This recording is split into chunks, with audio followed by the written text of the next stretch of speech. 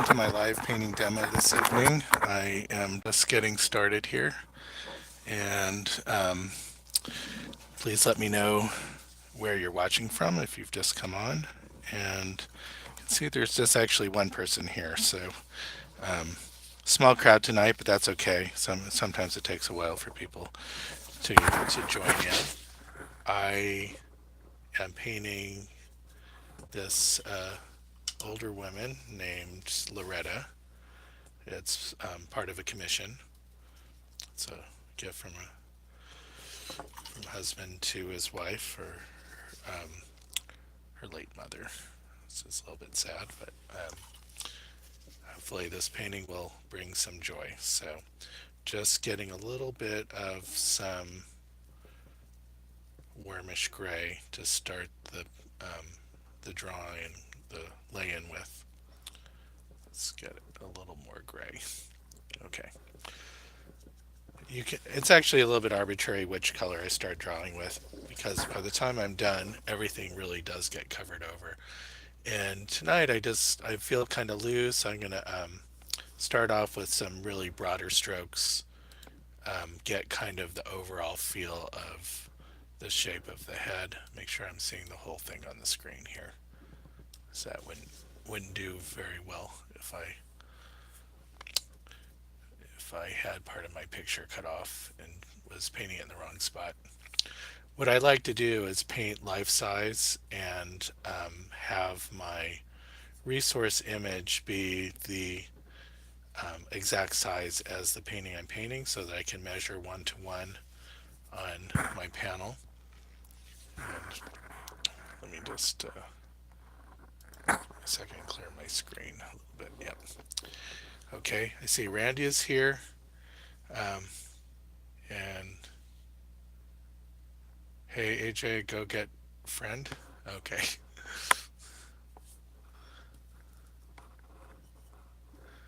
Okay. So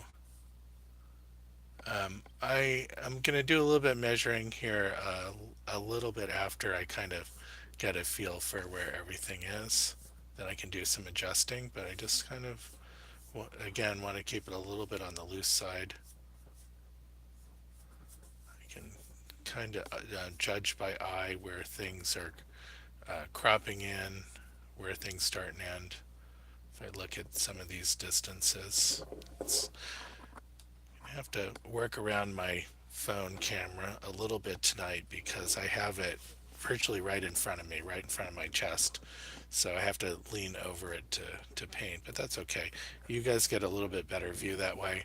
I've decided not to show my palette tonight just so you get a little bit better close in of where I'm painting. Oh, a few more people jumped on. That's great.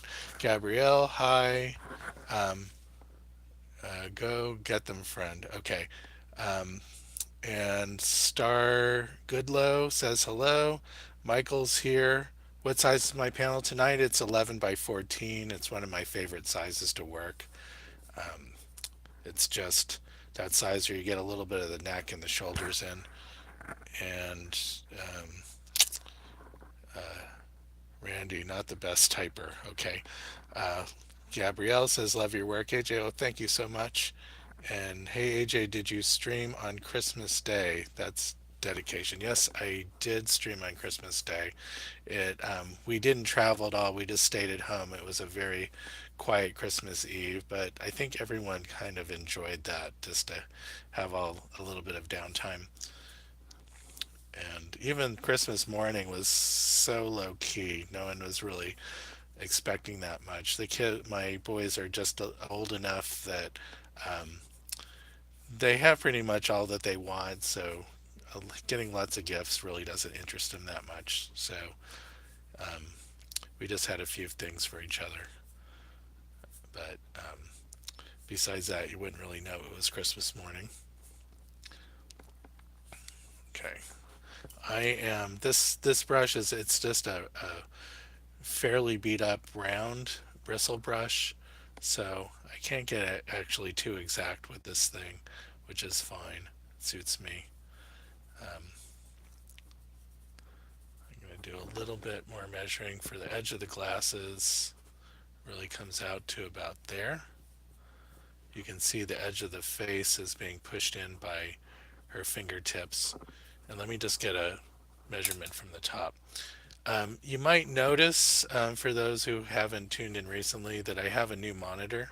I'm going to have to bring her glasses a bit lower, and then I'll explain about my monitor in a second. Her glasses are really much lower than that, so more about here. Sometimes when you eyeball, the your brain starts to trick you about distances, so that's why it's useful then to go back and measure. Okay, so this is where I need to actually put down a little bit of paint to cover over my bad marks. Let's just get a little bit of black in that mixture to grade up. And that's much too dark. Okay, that's good. So, color of the forehead has a bit orange and yellows in it too. Okay, that's far too much color, but that's okay. It'll get grayer as I work. There's a little bit of red in there too that I can't forget. Okay. By the time I'm done, I'll be getting a lot of the wrinkles in, but I can't worry about the wrinkles at this stage. Those are kind of like finer detail that if you start working on the wrinkles, then you won't get the overall feeling of the shape of the head and the face, things like that. And the glasses can be tricky. The trick to drawing anything like glass in a painting that you're looking through is essentially not really drawing it or painting it, is that you let the edges define it. You may, looking through your glasses, are just a little bit lighter in value than everything else around it, so there's just a slight value shift. It's not really that strong, and so I'm just going to be painting more of the values that I see. Let me go back, look at the comments. So, yes, did you stream on Christmas? Said James. James, is that your wife? Well, no, this is part of a commission. It was commissioned a husband to his wife, of her late mother. This is one of her favorite photos of her, and so it's a very sweet commission. It's just one of those things that hopefully I can do her justice. Her name is Loretta. I just finished, Eric says, I just finished a portrait of my grandma. It was the best portrait to date. So many unusual colors in the flesh of an elderly person. Yeah, so this is a real challenge, but at the same time, it's a bit of it's a nice change of pace. I've painted so many models with perfect skin in the last year. It's nice to paint something that you kind of dig your brush into. And I did sharpen this photo a little bit so I could see better the texture of the skin and the wrinkles. It was a little bit, just a bit out of focus, and just using an unsharp mask in Photoshop is just lightly is helpful to kind of sharpen up those landmarks just a little bit. So let me get a measurement here. Not too far off, and I want to get a measurement from the top too without bumping this camera. Let's see, from that wrinkle in the nose and the side of the nose right there. So not too bad, it's just a little bit lower. So from there I can kind of pick out some of these other landmarks real quick. And this is a little bit of my shadow side here. Well, the shadow side is really the lower half of the face, if I think about it. Finger up, the other finger's in compression against the face. We have the swoop of the gesture of her hand, which is kind of being held open here, and her chin resting in there, overlapping a little bit. Okay, and I do want to maintain some of the lighter lights on the tip of her nose. It's a little bit blown out in the photo, but I do want to keep it pretty white against a little bit of the shadow that's on her cheek here. Pink in the fingertips.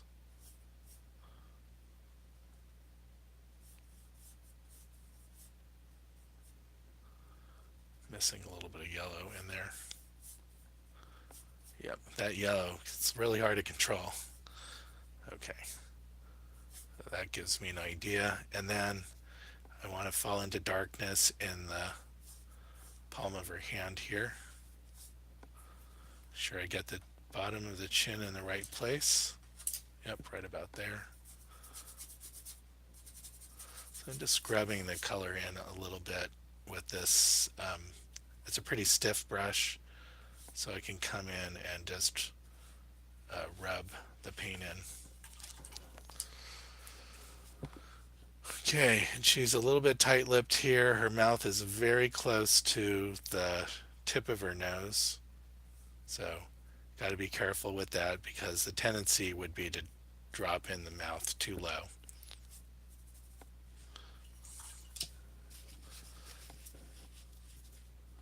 Okay, and I have a bit of red coming in here.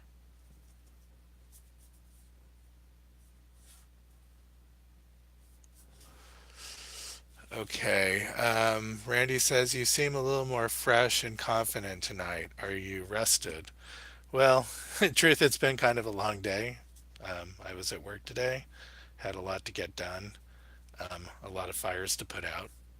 But I also have, I don't know if it's a New Year's resolution, but I'm on the fourth floor in my office. There's a big center stairwell, so about once an hour I've been trying to get up and walk down and up the stairs again, and then get it to sort of a kind of quick and easy way of getting a little extra exercise. So I did about 30 flights of stairs during the day, and I guess maybe that's kept me a little bit fresher too. Nothing like sitting at your desk all day and not moving, and by the end of the day comes along, you're just like feel like a slug. Okay, just sort of what is the word? Just putting in just big general areas of color, just sort of getting the feel of everything. Now, right here, this is very flat here. If I look at the photo, um, the cheek comes around here and then just very quickly moves back in space. And if I look, there's just, that's where I like to put in some of the opposite color that I see. There's a little bit of blues and greens right here. Have to actually get a little bit lighter to get that value right. I might have exaggerating the color a little bit there, but that's okay. Um, the colors can look too punchy if you go too far, but the risk the other way is everything looking kind of gray and lacking color interest. And that's where people say, "Oh, my paintings look so muddy," and usually it's because they lack the variety of color that, um, and maybe lack exaggerating the colors a little bit, and they end up getting little undershooting the amount of color that's actually there. Usually, you don't do too badly by exaggerating the color a little bit. You may lose some of the sense of form by adding too much color. If you notice that monochromatic paintings um, or tonal paintings tend to seem to have more structure to them, and that's because the color can at times work against the description of the form. That's okay. You want a little bit of interest in there. It can't just be all about trying to create a 3D version of what you're seeing. You also have to make it an interesting painting. Okay, just need a little more um, shape to her nose to begin with. Get some of the anatomy in there. And I wish you could see my palette. I'm just have a big pool of color that has a bunch of colors kind of swirled together, and I'm just poking at the when I want to shift one color to another, I kind of poke at one pile of color to the other. Okay, and this is the glasses rest right over this dark area here, or they're actually creating that dark area. And it goes very light inside the glasses, almost to white here. The same with the other side. You see these like beautiful iridescence off the top of her cheeks where it's quite wrinkly, but it's really nice. Then I have inside the glasses kind of a reddish gray. Wanna and that's she her eye sockets are a little bit deep there, so I do want to get that darkness there that's helping us see her eyes recede in that space.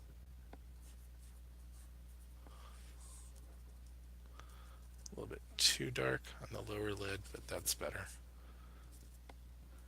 And then find that shape a little bit better. Okay, let me see. Eric says, "What colors do you use?" Well, I use it's a palette of my own design. It's essentially colors that are um, by nature are very high key, which allows me to add a lot of white to them and still maintain the some amount of chroma or intensity in the color. I use all Gamblin paints, and they have on their website they have a pretty complete description of the color, so you're able to pick out ones that have high tinting strength. And for the style of painting that I do, where I like to be able to get as much color as possible in some spots, the only way you can get there sometimes is by having um, colors that have a really high tinting strength, such as quinacridone red or dioxazine purple, phthalo blue, phthalo emerald. I have ultramarine blue, and and then in my warmer colors I have naphthol red, permanent orange, and um, what's the yellow? Hansa yellow. And then I'm using a either titanium white or a radiant white. Radiant white's like titanium white but uses safflower oil as its base as opposed to linseed oil, which is slightly yellower. And but they're very close to working very similarly in consistency and color. And then I use chromatic black. That's a gambling color. It's made up of two complementary colors, phthalo emerald and quinacridone red, which I have both of those in my palette. So it's really a mixture of two colors that I already have in my palette in a way that gives me a little bit more control and over how the black mixes with other colors in my palette. Okay, let's get that little bit of bluish hair sticking out from behind her ear. When I say bluish, it really is a gray, but in relationship to other things on the palette, it looks kind of bluish, and I'm not just a hint of light there. Okay, that's better. And let me pull the bottom of her eye. It's just a little bit too low there. And so this is the kind of thing. Her eye is just really scrunched up against the top area of her glasses. When I say scrunched up, it's just graphically, it's near the top there. Our tendency would be to pull it more towards the middle. So I just want to make sure that I'm staying true to the proportions in the photo. Eric says, okay, wow, I don't have any of those colors. Cool. I do have in one of my Instagram posts, I have my complete palette listed. I think in the answers to some of my videos, I've also posted all of my colors. If you can't find it, let me know. Leave me a message in Instagram and I'll send you a complete list of my colors. Um, I had intended to do a video just about my palette, but I never ended up doing it. Instead, I've some of my live demos, I've shown my palette and talked a lot about my colors. So in a way, that's kind of worked to do the same thing. I don't know why I can't do a video just about um, what's on my palette. It seems a little boring, maybe to me, but um, and it's a funny thing when I've seen artists do demos, it's always the same thing is that it's usually with an artist that has great skill and everyone wants to figure out what that person is doing. And the first thing that they'll do is ask all about what colors they use and how they thin their paint, and usually that it doesn't translate that way. Their skill has more to do with their their drawing ability and their vision as an artist and less about the actual tools. They probably could have very similar success if they changed tools completely and got used to new tools, new colors, um, and new ways of working. They could still probably have similar results. So sometimes people are asking the wrong questions when they start asking about things like color. I mean, it's helpful if you're trying to get a certain effect that the artist is getting and you're trying to match that effect. But if you're trying to improve your work, usually it's not about technique, it's more about um, seeing, seeing the understanding how to draw and how to see what's going on in the reference and bringing it together in a way that makes sense. Um, okay, um, just gonna keep on going here, and I'm just doing a technical check because sometimes my picture freezes up, and then my volume has gone out before. Okay, everything looks good. I'm having a new router come tomorrow. The one that I have kind of sucks. The Wi-Fi drops out all the time, and I've had problems here where I lose the feed, the live feed, and then I have to start over from scratch. And a lot of times I lose half my audience when I do that, so it's a little frustrating. But supposedly this router that I'm buying is like 10 times better than the one I have now. So hopefully it will improve the quality of the feed. I also at some point I bought a webcam, and instead of using my iPhone, I would like to be able to switch over to that, um, to have a little more control, to have multiple images and graphics on the live feed and be able to switch from one view to another and eventually buy multiple webcams. But the one that I bought, I haven't really quite gotten to work that well. The the picture has quite a bit of lag and the sound isn't coming in correctly, and so I'm still using my phone and to to do these live feeds, and as long as it's working. But I'd like to be able to improve the quality at some point, level up as they say. And okay, so I'm trying to match some of these colors and values in the hand to really get that sense of fleshiness. And sometimes it's just a matter of looking and painting what's there and then understanding what the forms are doing at different places. Then I have a little bit of shadow on underneath the palm here. So I want to go a little bit darker, cooler to get that. Let's see. Yeah, something like that. Okay. Okay, Randy says, good. Oh, the new router. Yes, the new router. And then her thumb has quite a bit of red in it. It's almost, don't know if that's just an artifact of making the photo have a little more contrast, that it's pushed these colors very red. But I don't mind it. I kind of like it. So I'm going to try to keep that in there.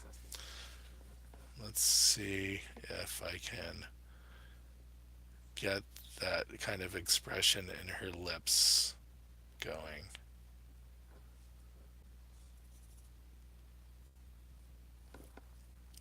got a little bit lighter color around there, and then you see hints of cooler grays right in there. Okay. And then, so I just gave her an upper lip, no lower lip yet. So, and that's almost grayer, her lower lip, until it gets to about there.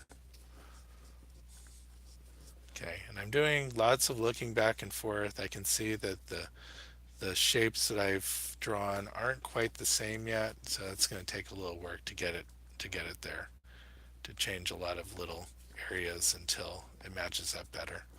And I do want to get a fairly good likeness with most of my commissions. That seems to be an important aspect of why they hired me. So I want to make sure that I get that right, that part right. And that's looking at a lot of smaller shapes and making sure that the anatomy is right and those shapes are right.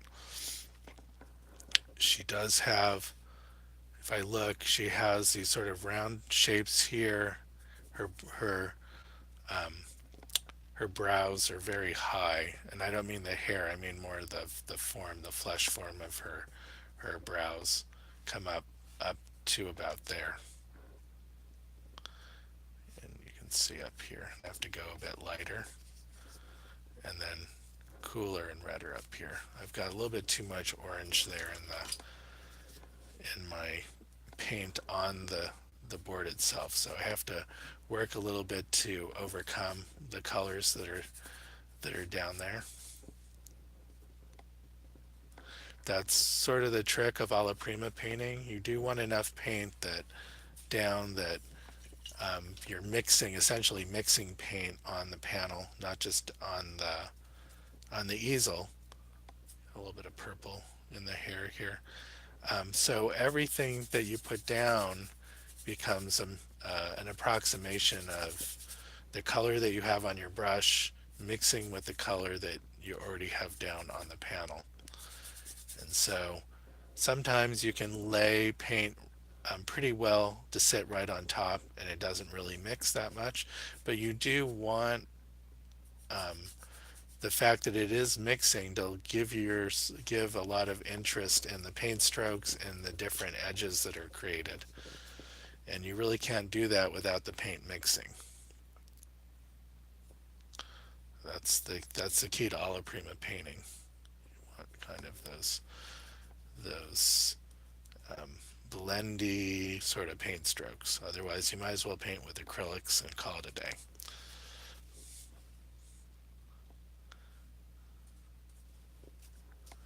Okay, and I need to get a little bit of that darker red in there underneath the top edge of the glasses.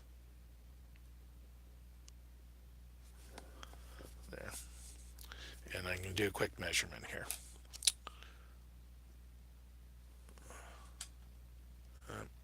I do think I have that top edge too. I have it too high, so which means I might have the eye too high also, which is fine. It's easy to adjust at this stage. So I'm just going to bring the pupil down lower. I'm going to bring the top edge of her glasses down lower, which is almost white. So let me measure again. Right about there. Yep, that's exactly where it is. And then so the ear rest of the glasses or the arm of the glasses is a little bit lower too. And then something like that. I don't quite have the shape of her lenses quite right yet. A little bit lower. And it's almost straight across. So it's not bad there, but there seems to be a few angles that I'm missing here.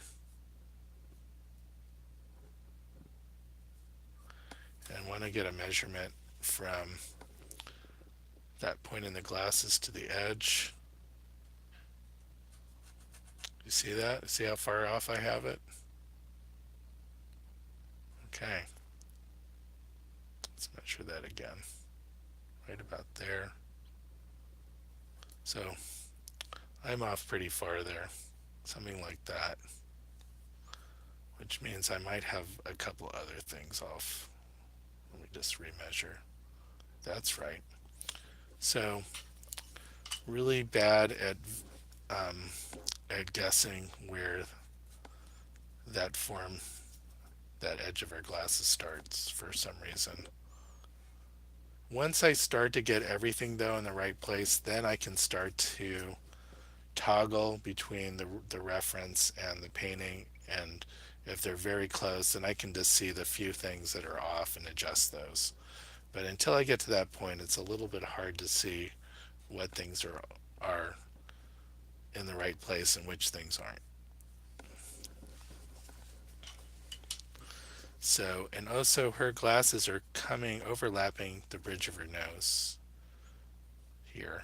So that's probably what was throwing me off a little bit. Okay, so let's see if I missed any comments. Um, oh, good, a new router. I found burnt sienna was my friend for my grandma portrait for the warm shadows. Yeah, I've given up some of those earth tones just because I wanted to limit the number of colors in my palette, and found that I can mix down chromatically more easily than I can get brighter colors, which is sort of the opposite thinking of something like a Zorn palette, which is fairly muted colors and working to get the most um, the chroma out of the color relationships between the colors. If you're familiar with Zorn, he used about 4 or 5 colors to paint with. Occasionally, he would throw in a brighter color, but overall, he would get an amazing amount of color with just very few, not very high key colors. And generally, he wouldn't even use a blue in his palette. He would use black mixed with white to get most of the bluish or cooler tones in his paintings, but still managed to get things that effectively felt like blue, even though if they weren't. Okay. Um, yeah, I have to go back and fix these glasses here. Now they look pretty wacky, but um, at least I caught that early enough that it didn't throw my whole painting off. That's in the right place. A little bit of a bridge, then the inner edge of the other lens. That's in the right place. And then the outer edge. Okay, that's right now. So that's right.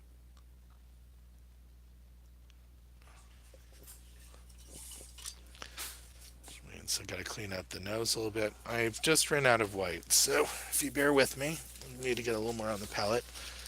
And I think I'm going to use titanium white for this, if I can dig it out. Titanium white, gamble in. I use these 150 milliliter tubes. They're just about the right size. I usually go through a tube in somewhere between 6 months and a year. And then I tend to wait for a sale on the Gamblin paint, where the number one, which is the cheaper ones, the number four series, I think, are the less expensive, unless I have it backwards. But anyway, the whites and the blacks tend to be the cheapest, and when they're truly on sale, the 40% off sales, then they tend to be about $16 for a tube of the blacks and the whites, and then everything else is proportionally more expensive from there. There's too much yellow in the paint right there, so I'm going to try to overcome that with putting too much red in. Okay.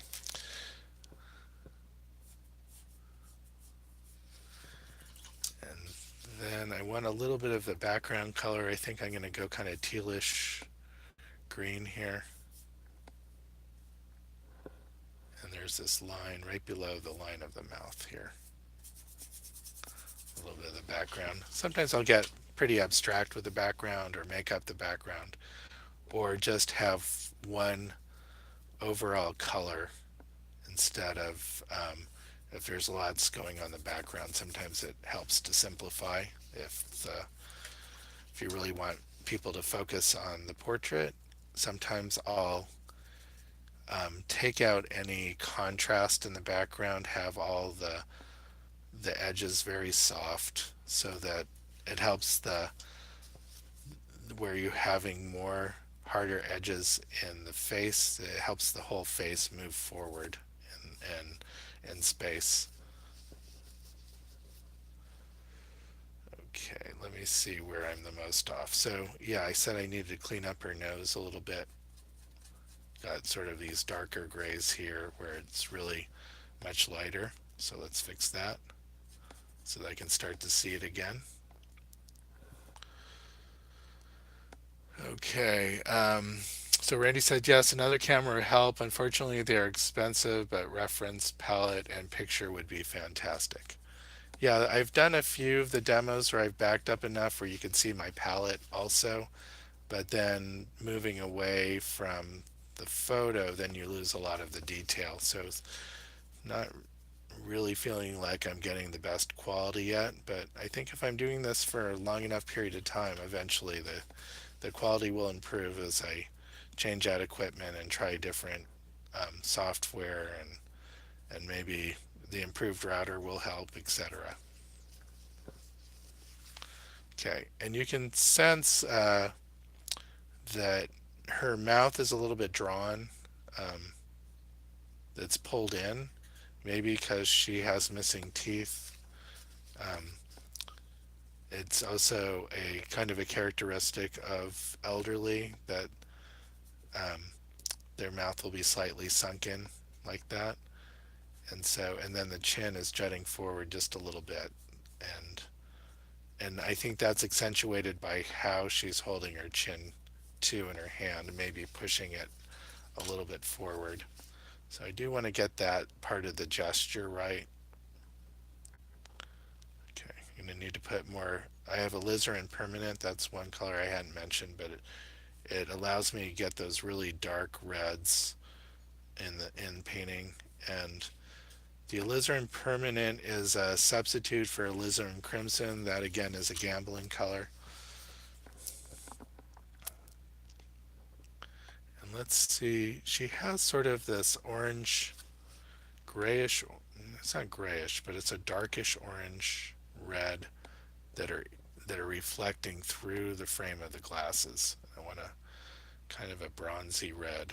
I want to be able to get that here.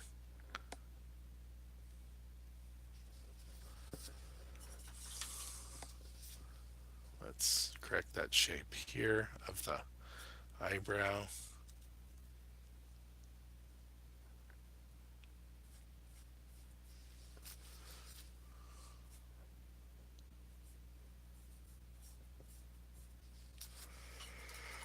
Okay, and I'm making her hair start, this hair up here. I've started a pretty low, I think too low. If I look at that edge here where where it kind of meets up against her forehead, that's right about there.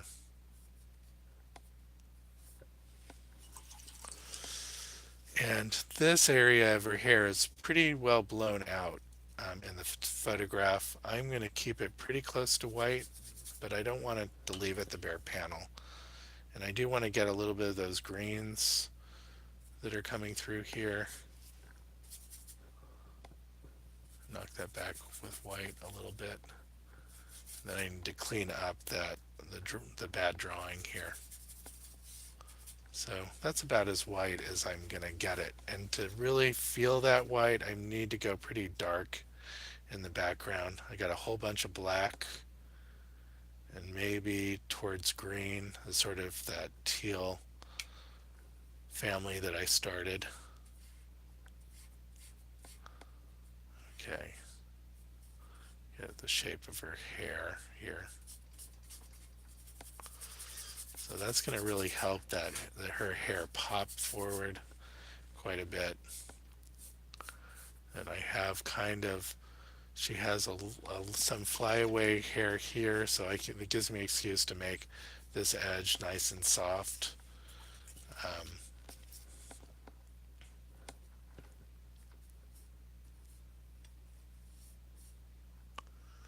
and then there's some lighter um, greens and grays coming in the background there. Okay, that's a little bit straighter here. And then it's coming in a little bit closer to her ear.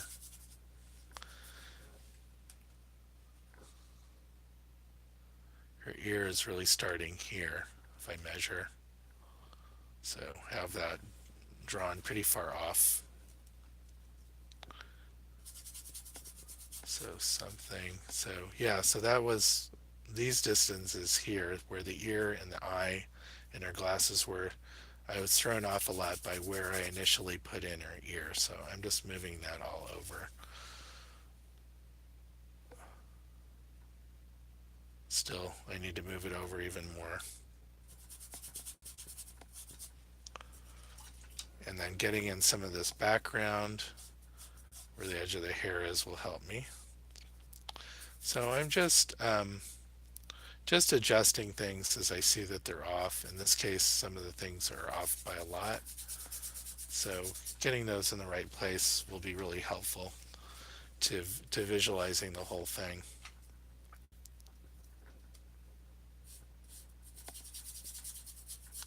Okay, I've used this brush probably for long enough. And I'm going to switch over to a large flat or a medium flat just to be able to work a little more smoothly. So this is a bristle brush. It's like a number 12 or 11 flat, and it'll allow me to get this background in a little bit more quickly, so you can see. And I can be a little bit more spontaneous with the brush strokes once I have this larger brush in hand. And the ear, let's get it, measure that for the 20th time. So the ear is starting somewhere around here. So that means I need a little bit of that hair back behind it. There we go. So yeah, that doesn't look right yet, but once I get enough of the pieces in, it will start to pull together a little bit better. Take out that part of the glasses that were wrong.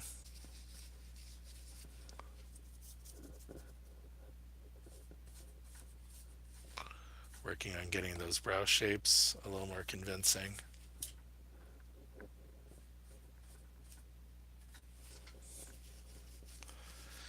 And the hairline is completely off there, and that's throwing me off. So again, fixing those things will help me along the way, which means I also have this outer edge of her hair really pretty far off. So it's something more like that. Okay. It's amazing how I've been painting for almost an hour here and how far I've let things kind of slide before really getting them in the right place. But that's okay. Um, Painting with oils like this is very pliable and forgiving, so it allows you to do a lot before you get very committed to the placement of things. You can move things around pretty easily. Let's get the angle right. Got to get rid of that old, what is it, the arm of the glasses? I don't even know what the right expression is. If someone has glasses, they can tell me. Is it the arm? Is it the ear rest? If there's the right terminology for that, I really don't know.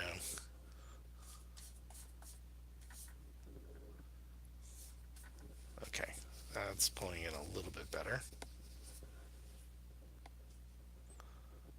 The overall shape of the head is a little bit closer to where it needs to be. And I have to get darker and redder underneath the nose, where the shadow of her nose is. Okay.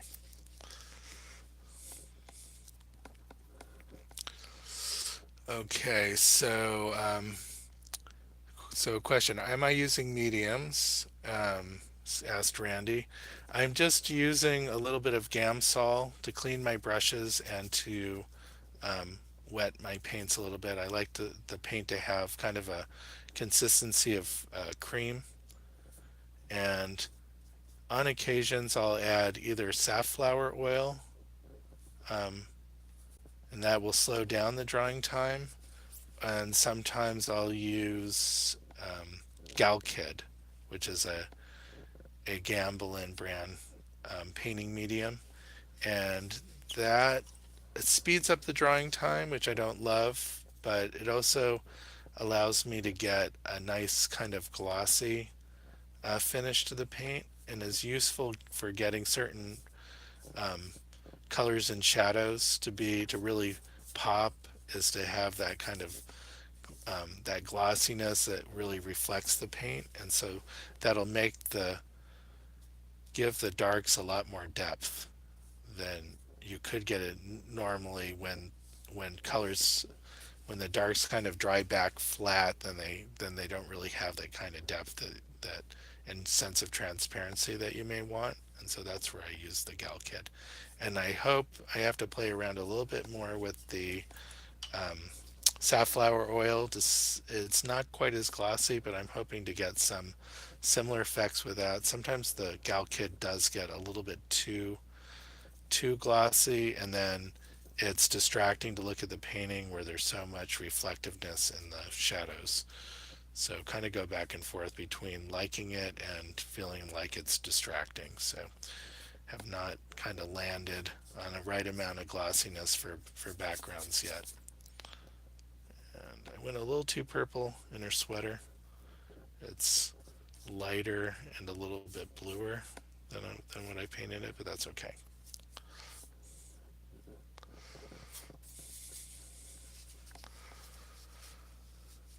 Okay, so we're sort of, what's the word? We're kind of creeping up on this thing. Not being too exact in the beginning, but eventually I'll get there. May have to take off my fleece here at some point. It's a little hot in my house tonight. Get some water. And so Eric says, do you ever spend long amounts of time on a piece? I usually take days, sometimes weeks to complete a painting.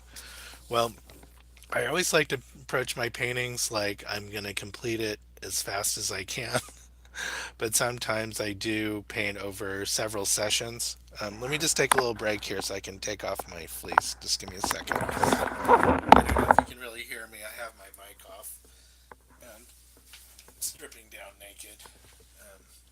Not quite naked. I'm back. It's maybe a little bit better. And okay, so get my big brush back in hand and I can keep on going. I don't even know what I was talking about. Oh, how long I spend on pieces. So I like the immediacy of painting quickly, but that doesn't mean I'm always painting quickly. One of the keys to doing quality work is to actually start to paint like in slow motion, to be very careful about certain strokes so that you have enough control over placement and value and the shape of strokes and things like that. And you can only get there by painting slowly in parts. And sometimes that act of painting slowly does move the painting along much quicker because you're not having to repaint over and over the same areas of the painting because you're getting it exactly where it needs to be the first time. But I'm not quite there with pushing um, the landmarks around on her face to be able to feel confident enough to really dig in. So I'm still just kind of hacking away at it. Let's see, I have to change the shape of that cheek because I did also have that too far over. Okay, I need to clean up my paint a little bit there to get the colors right. A little pinker. A little redder. So I'm just mixing that pool, adding colors as I go to try to approximate the colors that I'm seeing up there. Okay, and so I was going to mention my monitor. I just bought this new monitor. It is an Acer, don't remember the model number offhand, but the great thing about it is that it swivels vertical, so, and it's a 27-inch monitor. So if I'm working on larger portrait orientation pieces, I can turn the monitor sideways and then have a very tall monitor and get, in the case the other day I was working on an 18 by 24 inch piece, and I was able to get 80% of the piece visible in the monitor, and it makes the painting go a lot faster when you can see the whole thing and not have to keep on scrolling around to see bits and pieces of the reference as you go. And so that's been extremely helpful so far. I've only had it for a couple of weeks. It was kind of a Christmas gift to myself, and I probably could put a link to the item in Amazon if anyone is curious to know exactly what monitor it is. Um, it, I think right now it's $200, but when I bought it, it was 180 with free shipping for Amazon Prime members. So that was a really felt like that was a good deal for um, an inexpensive upgrade to my studio.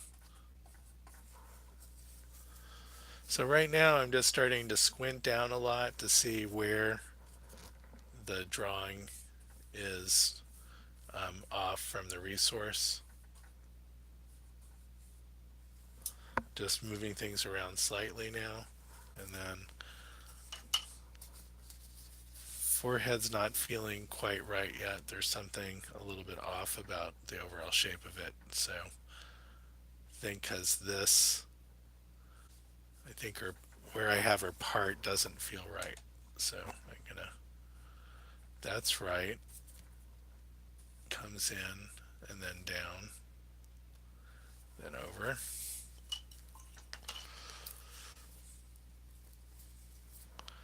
And I need to get her forehead lighter here.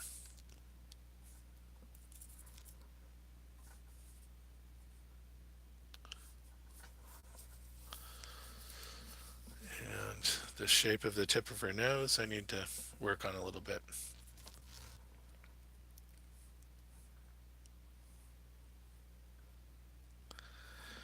Okay, so something's off in my measurement here, so sooner I can get that right, the better. The tip of the nose should be about a half an inch lower. That's fine. It sounds like a lot considering that the whole height of the painting is 14 inches. Half an inch is pretty far off. That's better. And then the bridge of the glasses should be right there, so a bit lower too. That's not throwing me off too much, but that means that I have this, um, her brow a little bit too low, too high rather, and where her glasses are, the rim is probably closer to that, coming up sharper, something like that. Okay, that's better, and that means her eye, I can start to indicate where it is.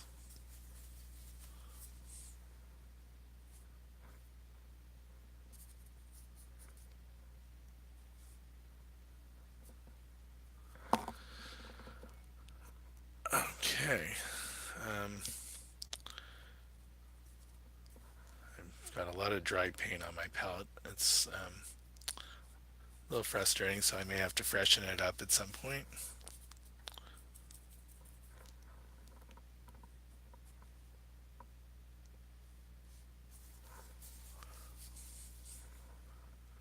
Move that, wipe out that old bridge there.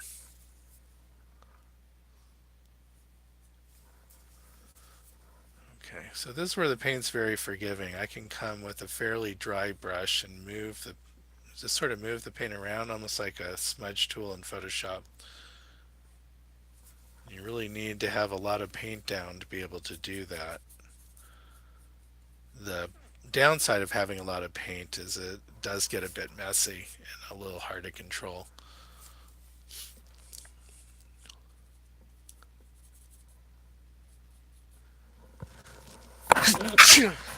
Excuse me.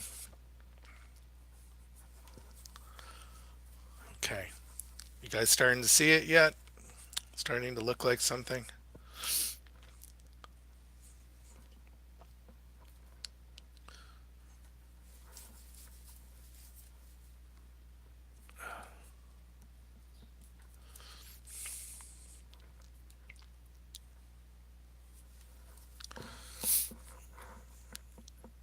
Okay.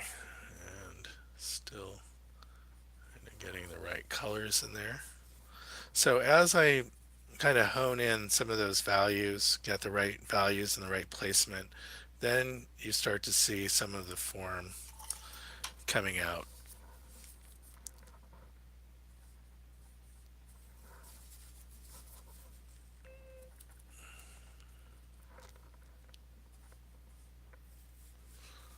She has sort of these darker marks and wrinkles in her forehead here.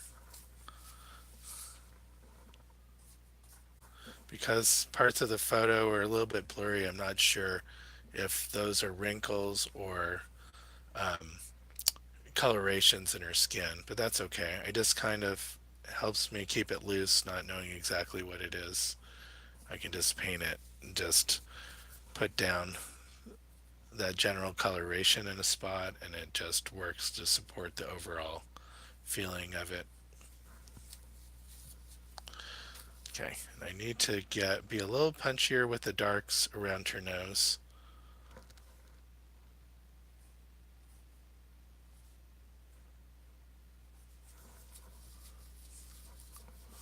And a little bit more red around the lower tip, keeping it dark to help be a little bit more convincing about the shape of the tip of the nose coming forward. Really starting to get pretty thick with the paint. It kind of feels like the subject matter needs it a little bit more to be thicker than I usually paint. So that's fine. I really like seeing it in other artists when they get pretty thick but maintain a certain level of control over the paint. So hopefully I'm able to do that. Okay, that looks good. And I'm going to correct this edge of the shadow here on the nose because it is a bit higher. Comes down and then over. And then I'm missing the dark on the far side of her nose, so I got to get that in. That's going to help give a lot more dimension to this.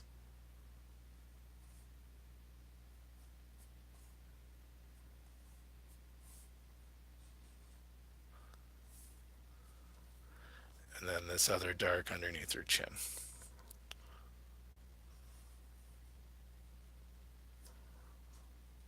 Almost to black here.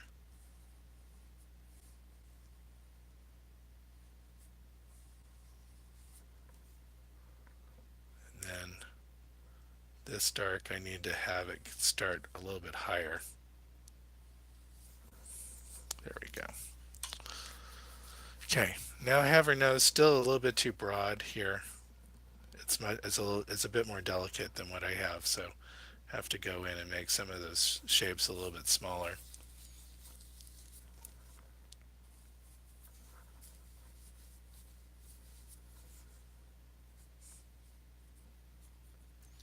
And that's part of getting the likeness, just getting a sense of how something feels right or wrong, and then just moving it around until it feels convincing, feels like the person. Need a little more measurement here. That's right there. Let's get that finger a little broader.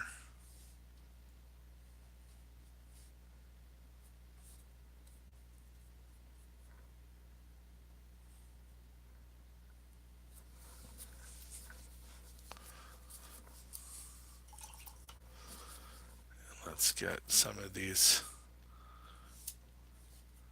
whites here just to correct the silhouette of her hand. Some of this is a wall behind her, and then the rest slightly greener blue. No, it's not greener. It's more violet blue as the color of her sweater. Something like that. Just a little bit of a shift of color there between the wall and her sweater.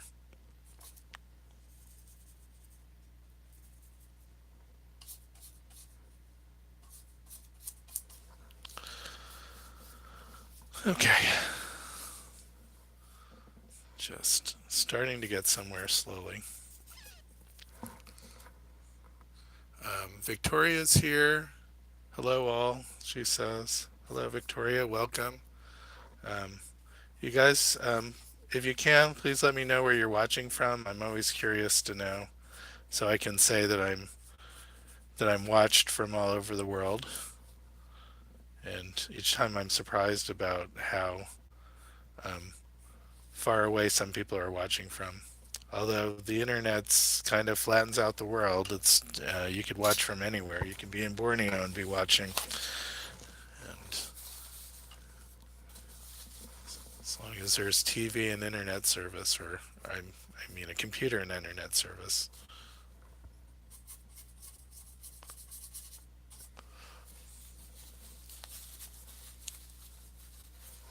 Okay, there's sort of this grayish red in here. I just want to smooth that out a little bit so it's not as distracting.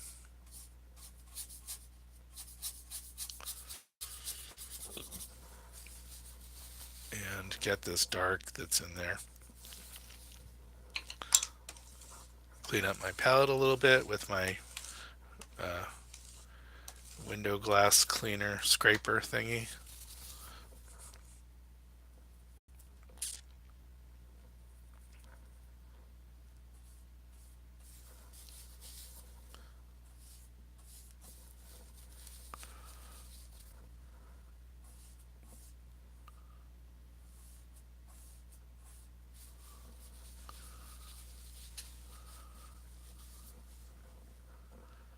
Okay, I need a measurement from the bottom of her chin.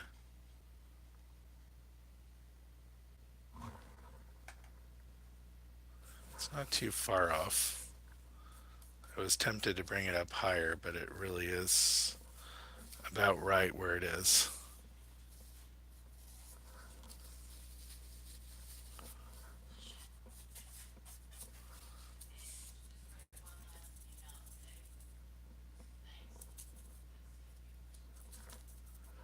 Okay, let's make some of these transitions just a little bit softer.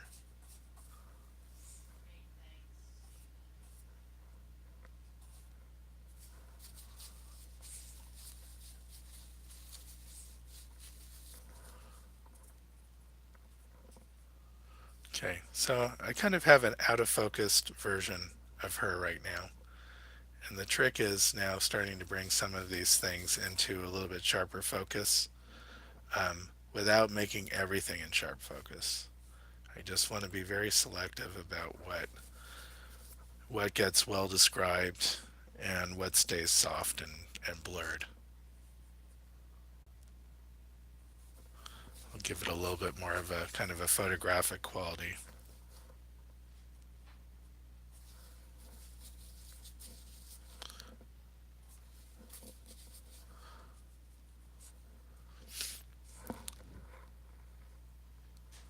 Okay, Victoria is watching from Chesapeake, Virginia, and drawing along with you. Oh, that's great.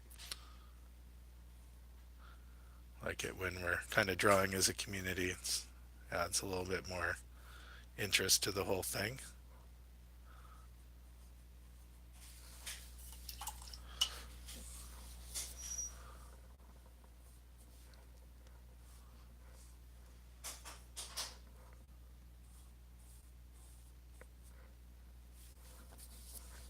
Okay, I need to start coming in a little bit with a smaller brush, so I'm going to switch to, what have I got here?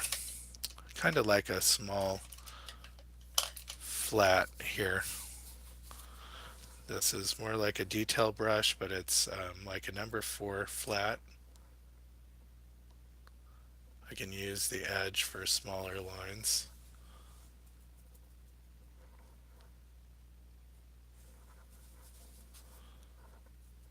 Okay.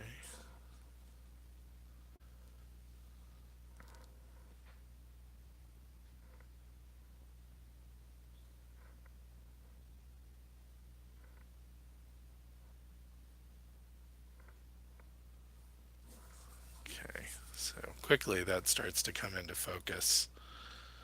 So like I said, I have to do that sparingly and be a little bit choosy about what I do that with.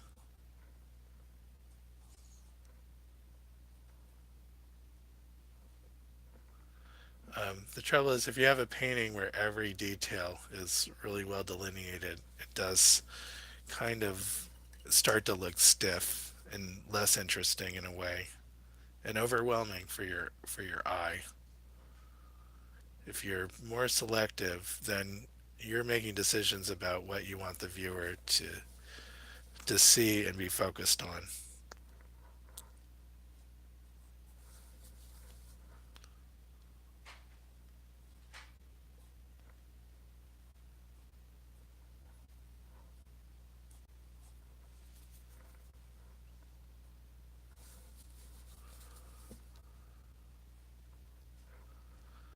Okay, I want to get that dark red that's here in the glasses.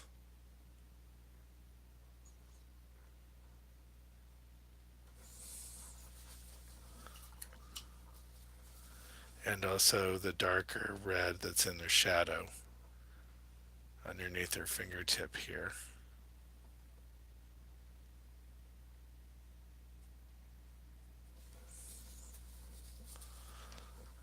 I'm going to pull out her smile just a little bit further here.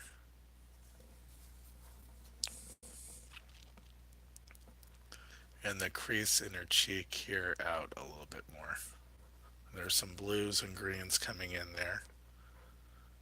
Very, now I've gone a little bit too far there, but that's okay. Let's give her a little more color interest in her face than what's in the photo.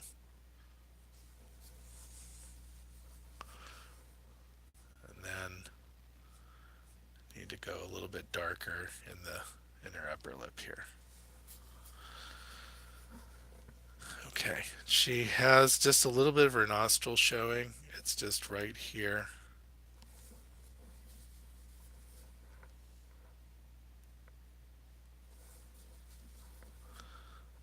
And then the tip of her nose. Like I said, it's like a pink, sort of almost shadow. Now let's try that again. A little bit pinker. Okay, that's good.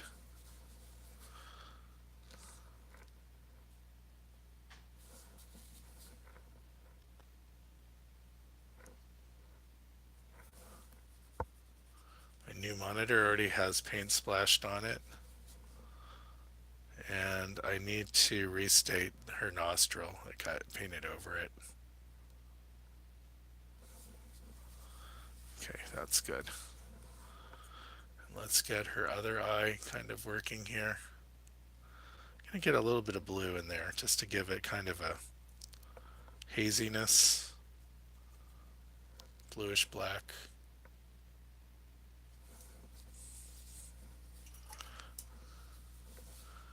Okay, so getting a little artistic with it, but that's okay.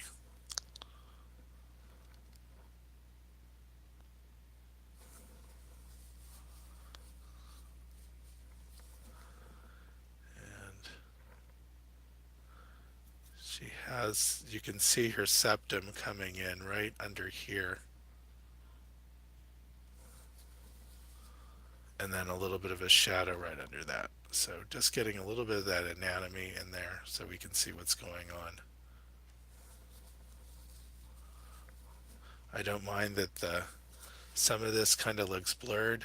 It adds a little interest.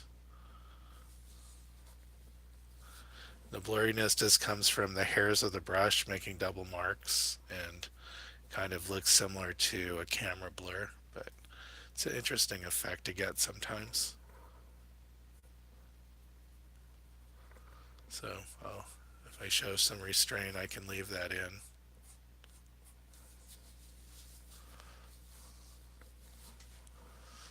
And I'm showing a little bit too much eye or iris there. Not really getting the right shape of the eye, so I can play with that a little bit, correct it. That's a little bit better. And she has this light that's coming down, and but there's darker shadow around it. So just correcting, playing around with the paint, just sort of one little area at a time. Now I have enough dark there that the white of the glasses can stand out a little bit better. The edge of the lens. And I can come in actually much thicker with white paint if I need it to really pop.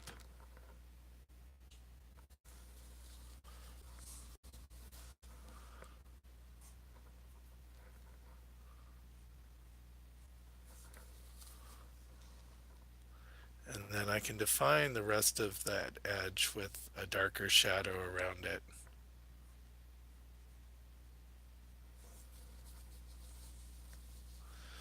So now you're starting to see the kind of get a feeling of the glass in the lens by the way the edge is treated around it.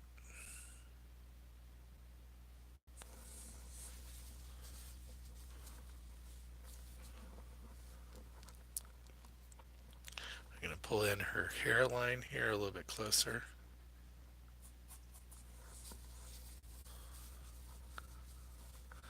And I want to pull the tip of her nose down just a little bit.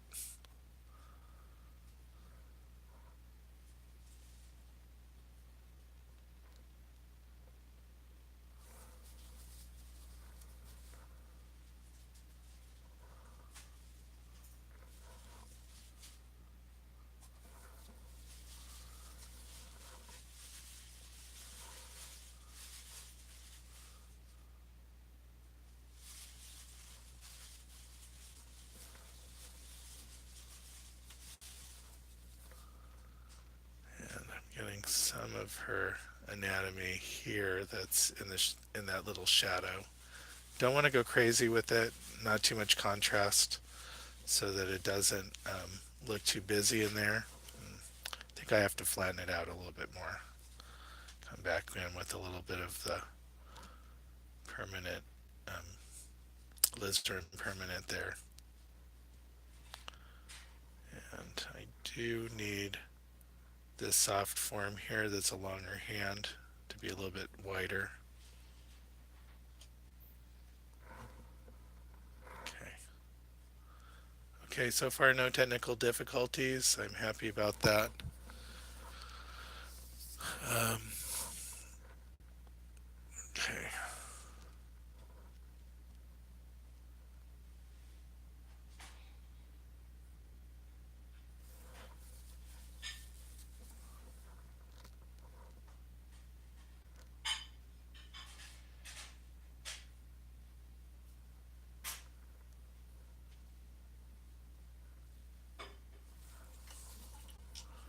Let's get this light on her chin a little bit lower. Her the bottom of her chin's feeling a little bit too thick there. That's better. Get some of the reds back in here.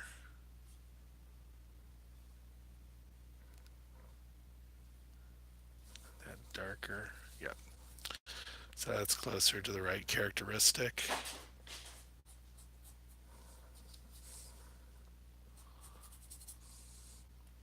Okay, and now I'm feeling like my brush is too small again because I'm getting away from painting detail. Let me just get a little bit of blue on the side of her cheek here now that I have it in the right place.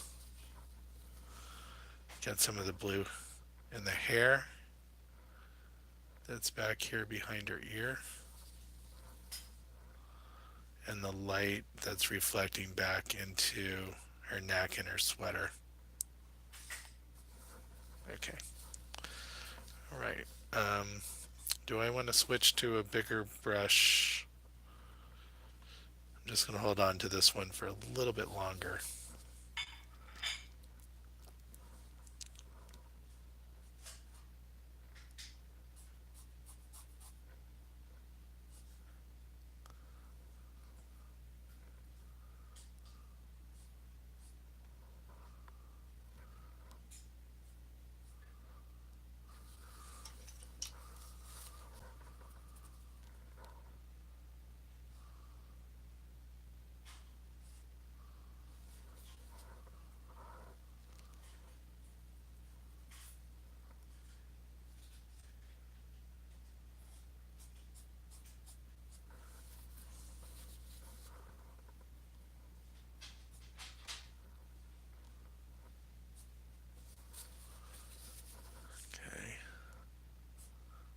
Okay, let's keep that bright red that's in her palm, sort of the edge of the shadow where you might see a lot more color.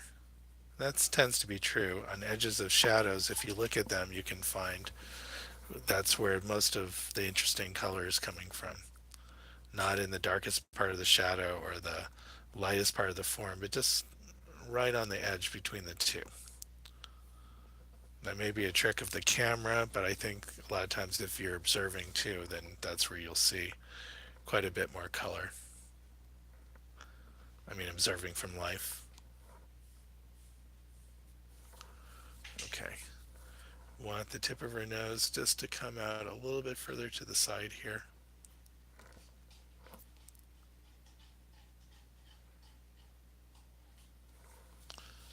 Yep, something like that. Just a little bit cleaner red here.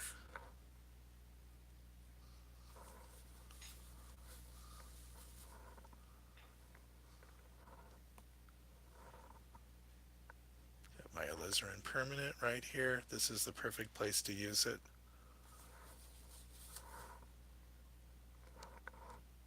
To try to get that dark reddish shadow.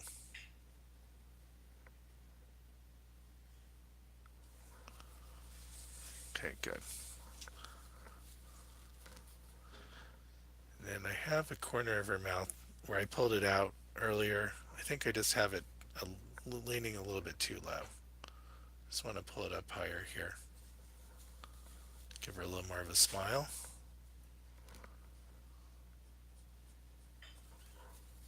Okay.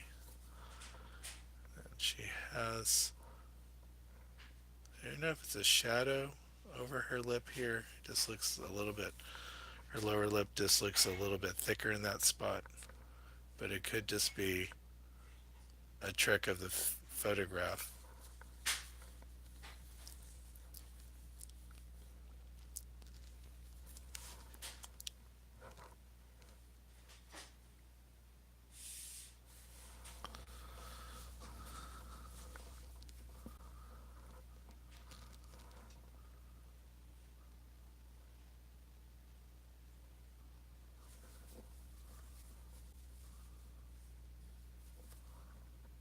So here I'm moving things back and forth a little bit to try to get the likeness right.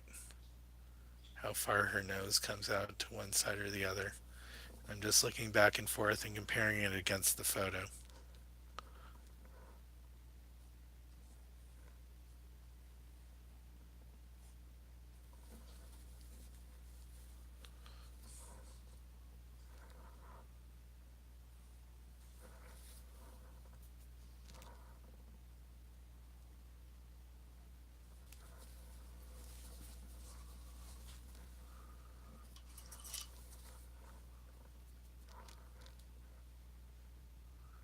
thin up the line here a little bit.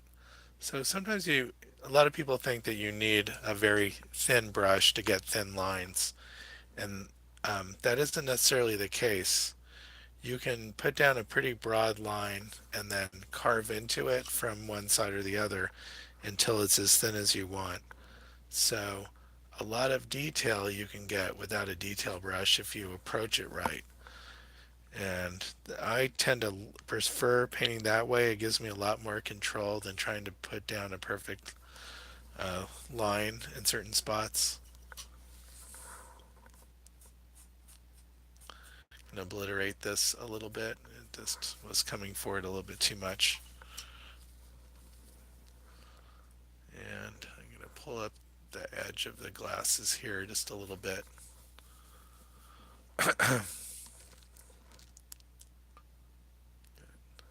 I'm going to use that little bit of that blackish bluish color for the eyes here too, for the iris. Here I want to be very careful about the measurements here, make sure that those eyes work as a unit. A lot of times you see in paintings one of the biggest problem areas is getting the eyes to feel like they're in the right place. And that's usually they tend to wander around the face a little bit, at least for me, and I have to work really hard to get them in the right spot.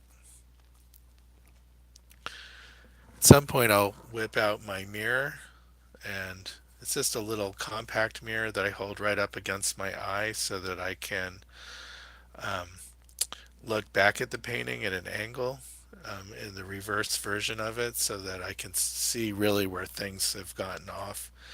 Your brain, your vision tends to skew things in one direction or another, and it isn't until you look at it in a mirror that you really can see it. After a while, I guess if you do it enough, then you get kind of attuned to um, where you might be off generally and compensate against that. But there's nothing like seeing it in the mirror.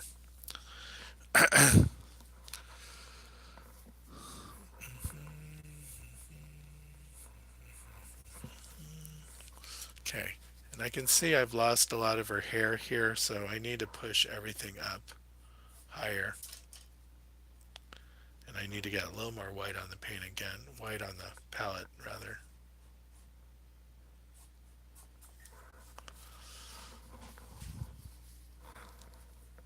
It's a little bit better, but I need a bigger brush and more white to overcome some of that paint color that I have down from the background. Okay, where's that white? So every time I buy paint, I buy a tube of white because I go through white so quickly. And this last time, a couple of times I bought paint, I didn't wasn't really being too careful, and now I have 3 or 4 tubes of open white because I didn't see the white that I already had in my painting bag, which is good because now I can reach in and half the time I'm pulling out white, which is what I need generally. The one of the things that drives me crazy is when I'm trying to find a color and it's mixed in with all the other colors and I have to pull out a dozen colors before I find the one that I'm looking for. And it's always the last one I pull out, of course. The shifted everything around the bag so I can pull out every color, and of course it's the last of the colors I pull out. Okay, I did say I was going to move to a bigger brush. I really want a longer flat. Most of my flats look pretty worn down. They're starting to look like brights, but that's okay. And I've broken kind of a bad habit that I have. I would leave paintbrushes standing in the solvent and they would get kind of curly after a while. And now I have made it a point not to leave any brushes standing in the solvent can. So my brushes seem to be lasting a little bit better at least and holding some of their edge a bit better. Okay, so I have more white. I have a bigger brush.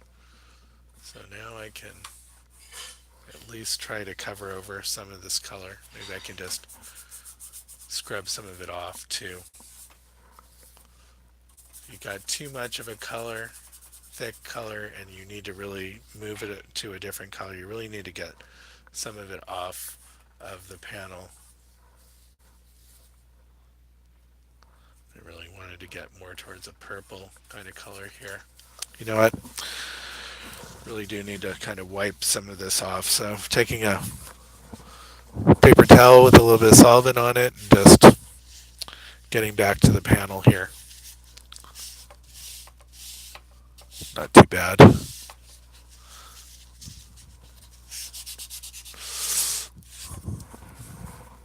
Oh yeah, that looks better. Looks like she's wearing a toupee. Not too bad. Okay. So, but I can see measurement wise, I'm a lot closer to where it needs to be. Let's get some of the darkness back in behind it.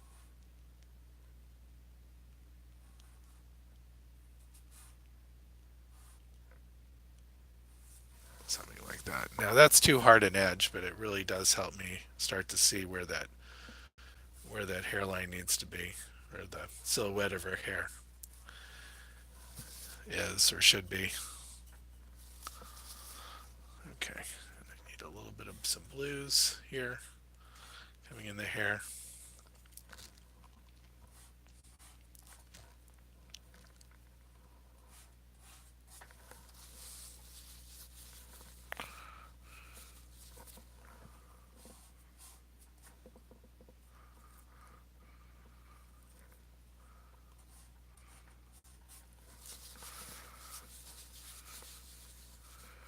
Okay, overall it's not looking too bad at the moment. Sometimes I'll be so disgusted at this point in the painting I'll just want to throw the whole thing out, but I also don't want to get overly confident about it because then I will stop correcting things that need to be fixed.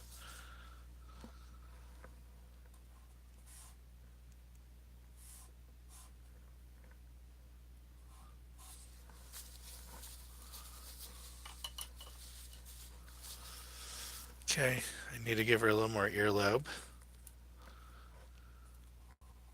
than I gave her. And I need to have it the right color so it feels like skin.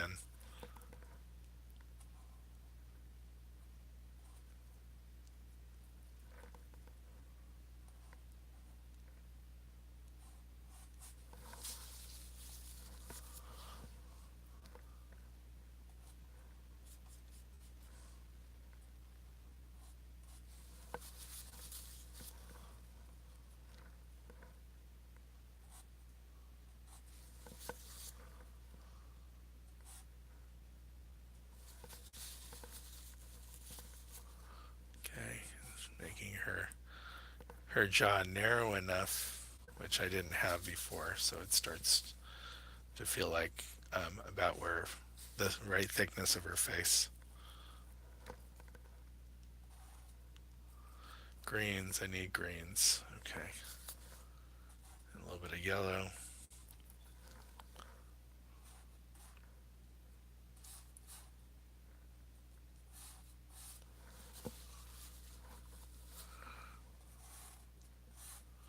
Then gotta pay attention to the anatomy here.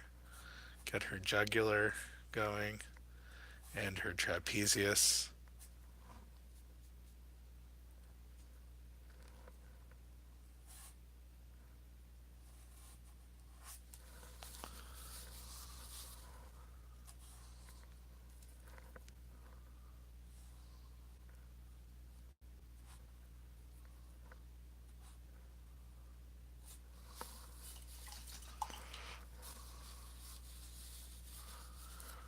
Okay, let's get a little bit deeper with her jaw shadow.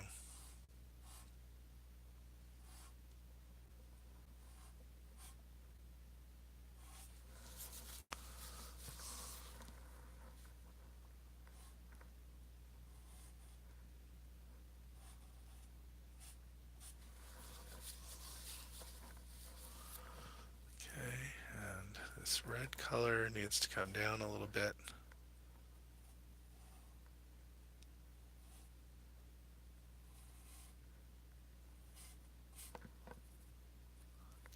purple in here. So I have dioxazine purple. I have to be very careful with it because just a little bit is so powerful.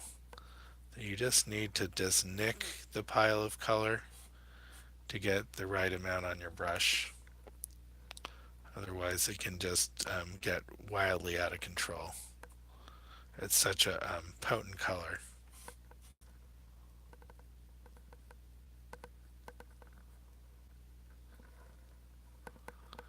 Okay, and kind of get a reddish black going in here.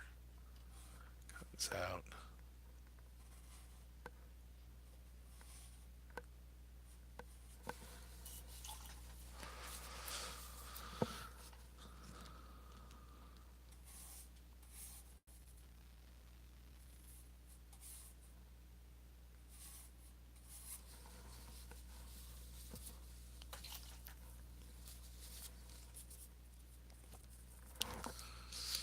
Okay, so Randy says, Eric says, little tip for strong or for storing brushes temporarily. A jar with a little canola oil. You can let the brushes sit in there for quite a while. Yeah, but don't. If the problem is I'm resting everything on the tips of the brushes and they are tending to start to curl a little bit just from the force of the weight of the brush in one place for too long.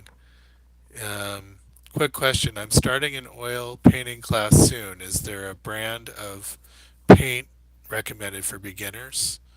Um, I saw the little spinny thing, so I'm wondering if my connection's starting to cut out.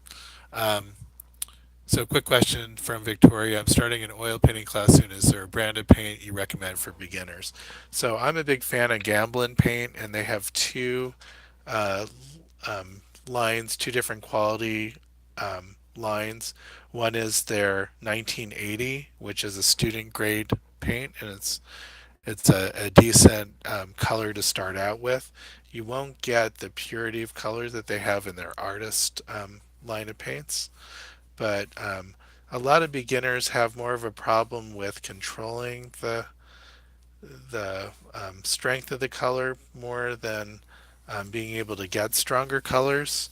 And so sometimes having those cheaper colors is somewhat helpful in a way to someone who's just learning how to color mix. Um, and they're relatively cheaper. I use only artist colors by Gamblin, and again, I'm using probably the strongest chromatic uh, color choices that I can get in terms of tinting strength, and um, and so I'm staying away from cad colors and cobalt because those colors tend to not hold their color very well when mixing. Um, some people like the soft qualities of the cadmium colors, and that's okay. I like the color range and the price range of the colors that I tend to use. Um, there's substitutes for CAD colors that are so much cheaper because cadmium colors can run you $30, $40 a tube, and I'd rather pay closer to 20, 25 if I can for some of those sort of some of the reds, oranges, and yellows. Okay, so let me see what that measurement is here because I'm just feeling that's a bit off. I'm just not having the right angle, I think.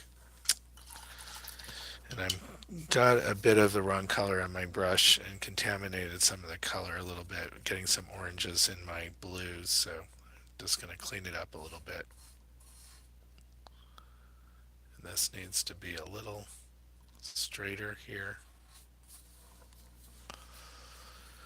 Okay, so want to get again some greens and yellows in the back of the neck here,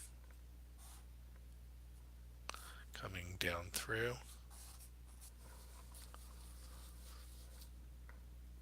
and getting this dark shape behind the neck a little bit better.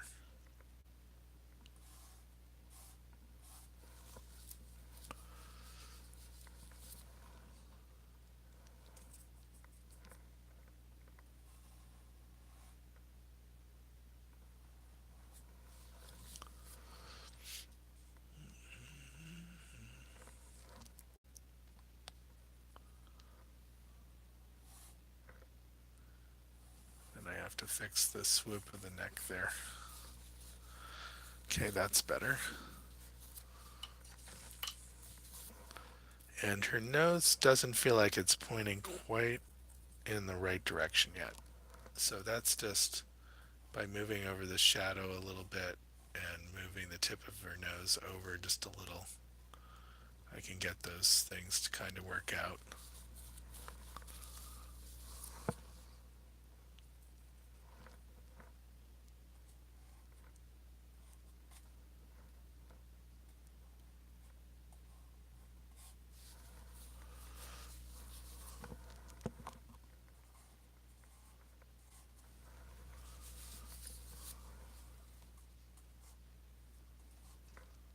Okay. So I'm sort of at like the midpoint of this painting. Everything is about where it needs to be. I'm starting to see the forms coming forward. I don't have a whole lot of detail yet. Um, I can come in now and start to put in some very confident strokes that I feel like things are in the right place. And what I want the finished painting to be is to have some very clear finished strokes so that the whole thing feels very spontaneous. And so this is where I can start to do that, start to move the paint around and start to put in some, spend a lot of time mixing the color first and getting the brush very loaded and then coming in with um, fairly thick and controlled brush strokes. And that'll make the paint stroke, the textures of the paint strokes come forward a lot and give it the painting a lot more character.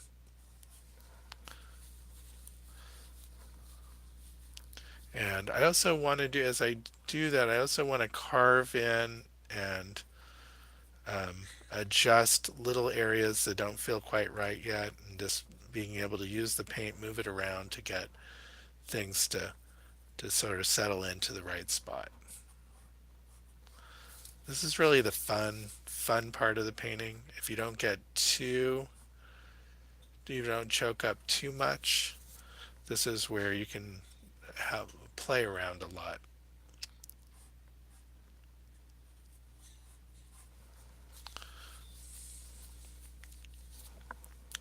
I need to give the bridge of her nose, I do need to give it a little bit more of a bump here. And then this, there's a lot of white just along the leading edge of her nose there. And then I'm missing this darker shadow that's just coming in a little bit right there.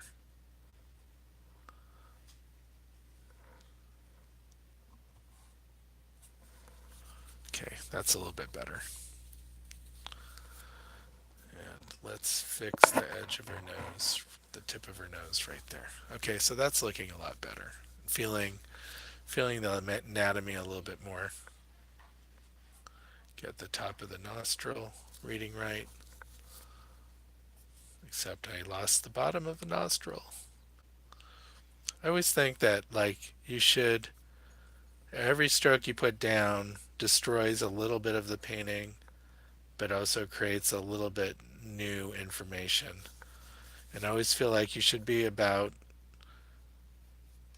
10 to 20% destructive in each brushstroke and 80% or so constructive.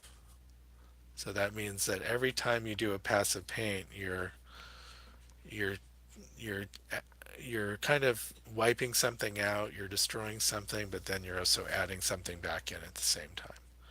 And that's kind of the way oil painting works. You can't just have every stroke be perfectly planned out and be right the first time. So you need something that takes away the things that aren't right. Sometimes you take away something that is good by accident, but that's just the nature of painting in this way. I don't know if that makes any sense. Um, Eric says, little, okay, already read that one. Randy, I was going to say that it was getting hard to see her hair color It's so close to her face color. And Eric says, looking good so far. And Victoria says, thank you so much. Okay, great. Um, so moving this along, I haven't really painted any of her wrinkles yet, which is fine. That's really, I'm holding off towards the end to get some of that. Let's get some of the whites back in her forehead here, sort of pinkish colors.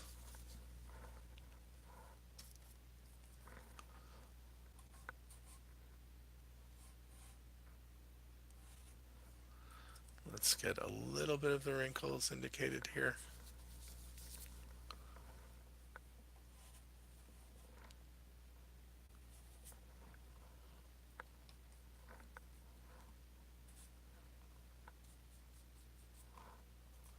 Yellows and blues in here. Just like a little bit of a greenish color. Now I don't, some of these shadow colors, I don't have to match them exactly, but it's a good exercise to try to see a color and then try to match it. But if it's off, that's fine.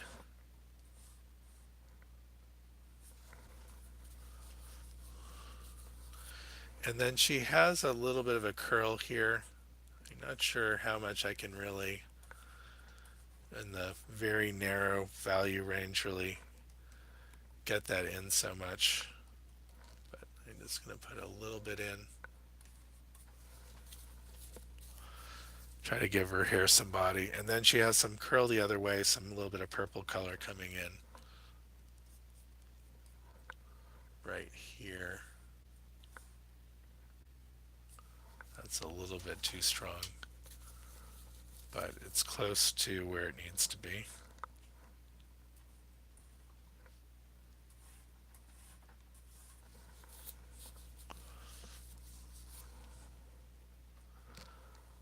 And I need the thickness of the paint to really feel that hair coming over.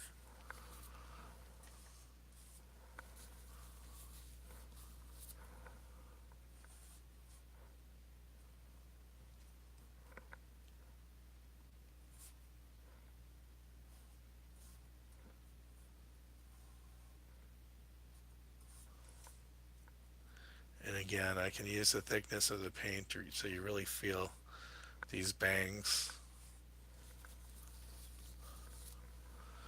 And just need to get a little bit darker underneath here so you feel the separation between the hair and her forehead. Now it may be a little bit high there, so you get a little measurement going. Yep, so I'm gonna, this greenish mark here, I'm just gonna lower that a little bit. Somewhere, I think I'm overcompensated there, somewhere between those two marks. That's good.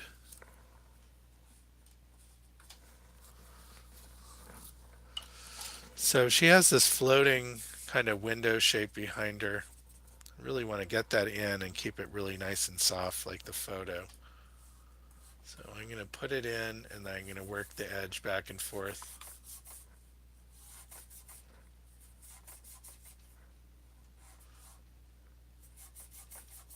This is going to help me build depth or the illusion of depth by having the hard edges of the glasses against the very soft edge of this window.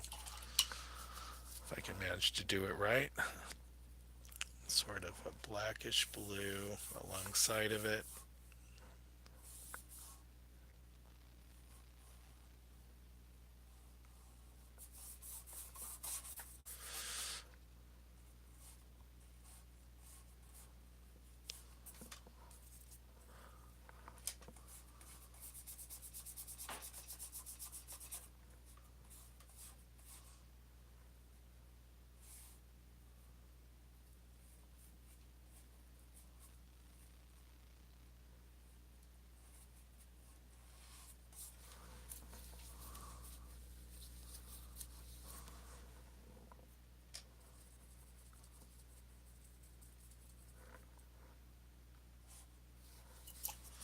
Okay, I need a little bit of a thinner brush, smaller brush here for a little bit, just to have a little more control.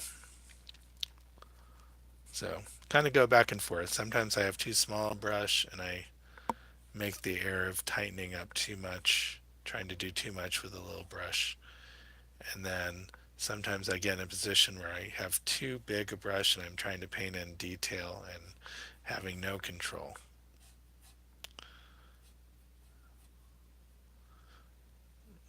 Okay.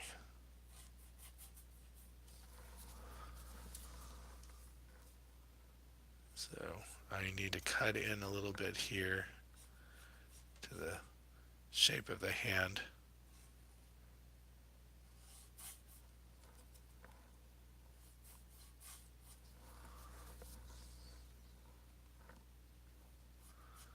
Really, this does come down a lot lower, her wrist, for it cuts back the other way.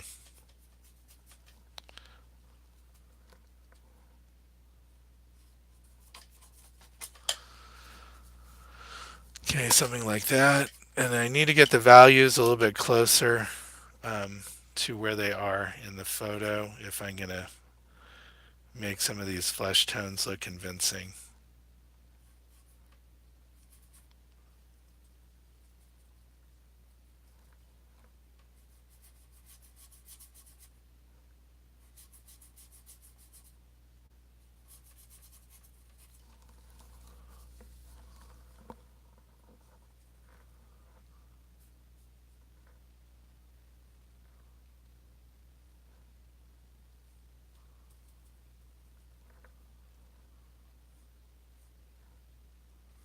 It's a little bit too bright, that red.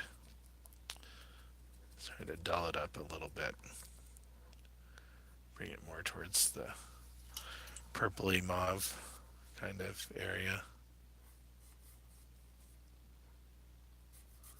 Naturally, there'll be a little bit of more red in the palm than the other areas of the wrist.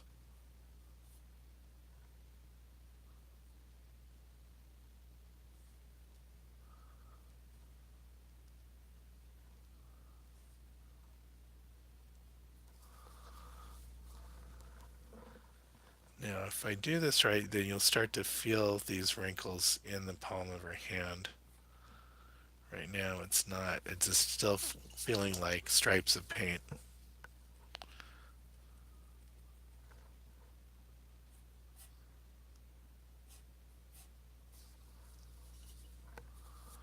So as I get it, the values approximately a little bit closer, then some of those um, flesh tones will feel a little bit more believable.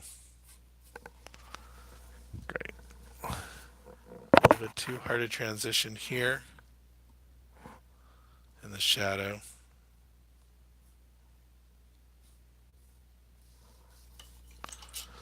And I need the lighter blue of her sweater to balance that shadow out.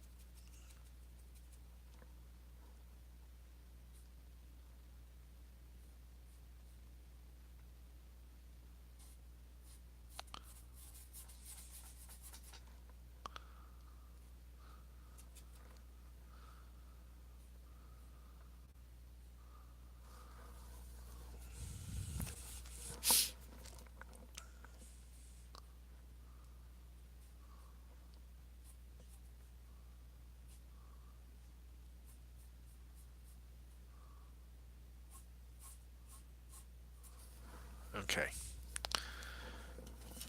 Let's see if I can get her details in her neck a little bit. Okay. Now, I'm at risk of putting in too much detail at this point. So I do really have to start to what I said before, which is pick and choose what I want to be delineated and leave a lot of other things understated. Just as long as things, it's clear, there's enough clarity of form to understand what's going on.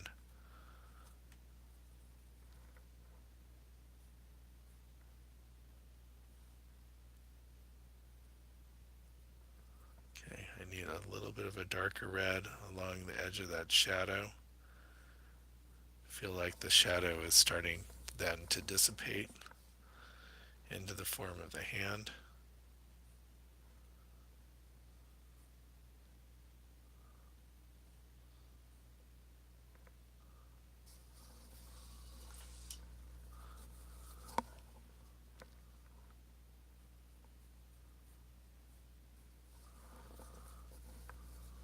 Okay.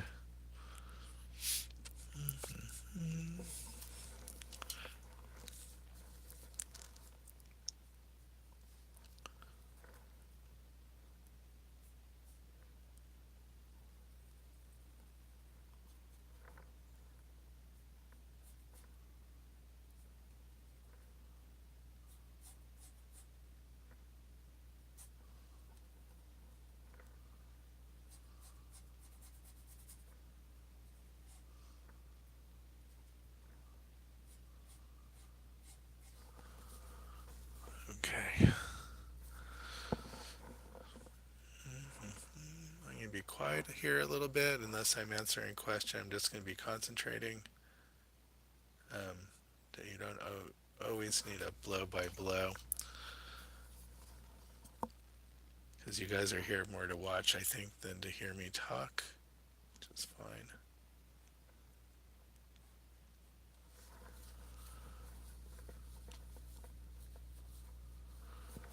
Yeah, this. So this is the shadow of something. Her glasses coming down out of the corner of the eye. It's just a little bit too sharp. It's hard to figure out what it is exactly. And then the rest of the eye isn't in shadow enough, so it just looks like this alien thing sort of sitting on her face. So I'm going to soften that up a little bit and then make the shadow that's coming out of um, a little bit clearer. Let's see if I can soften that up enough.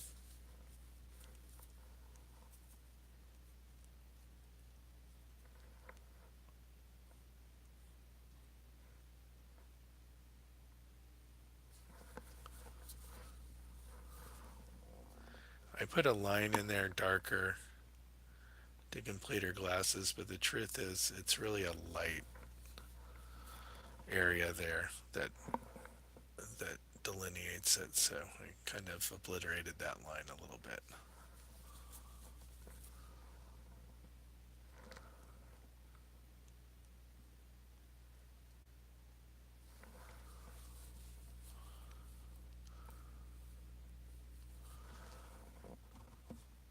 Okay, and I'm going to give her some wrinkles.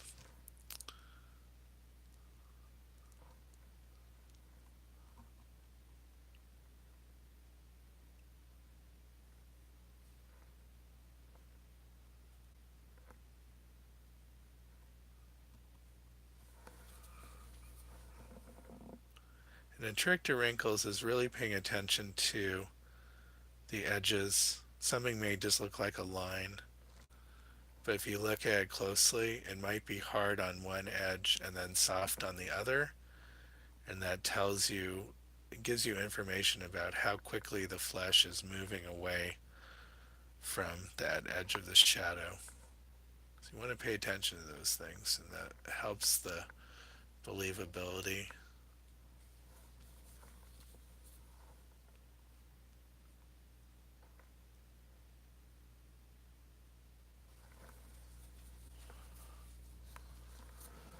So here I'm going to soften up one edge of it there. The same, the other edge of it. Let's make that a little bit darker first.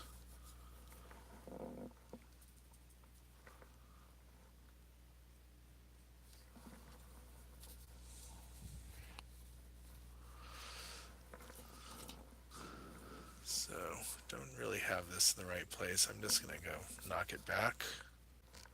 Try it again.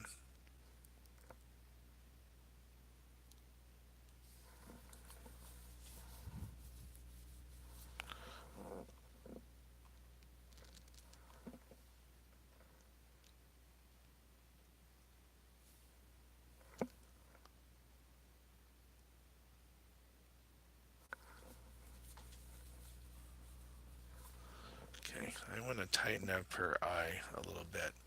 I have her lid a little bit too low. It doesn't give the gaze enough intensity. So I'm just narrowing that up a little bit to get the right feeling of the look in her eye. You can feel they're just tightened a little bit. Same here. Pulling that up just a little. And then her upper lid does have a little bit more room.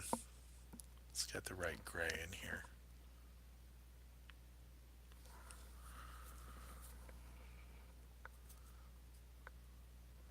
So I want the bottom edge of her upper lid right there. It's coming down.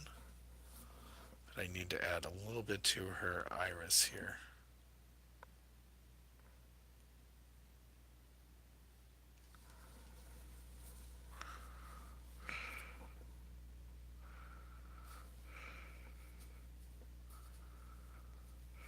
Okay.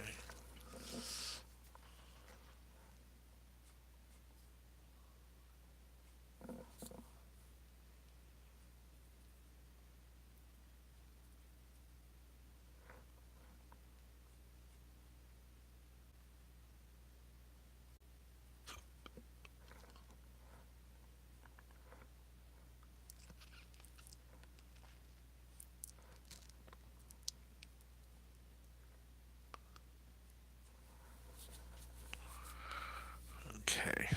Let's see.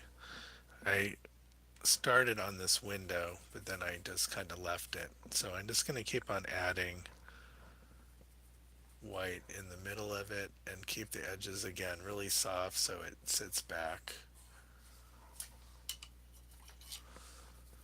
Let's come in with some of these other colors behind here.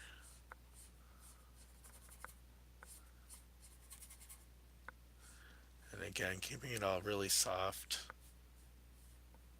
obliterating the edges.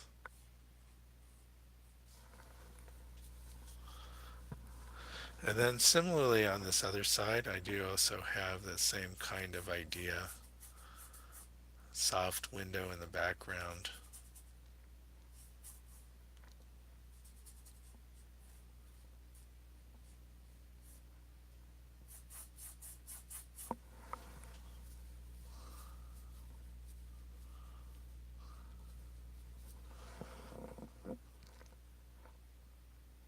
And let's get this dark in here behind the earlobe.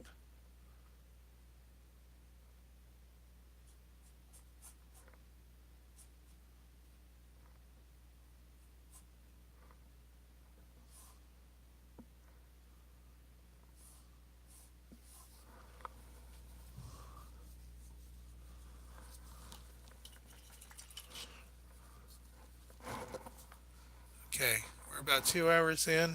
Some pretty good progress. Um, Still feeling about halfway there.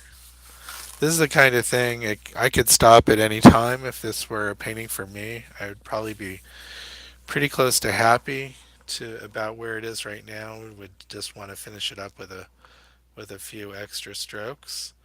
But I think I want to keep on going on this one and just bring out a little bit more likeness and texture in her skin. Just want to get some of those brush strokes that really like sing, that you really feel the form. That takes a while to get there. Takes a lot of back and forth until you put down something and it kind of just feels like, yep, that's it.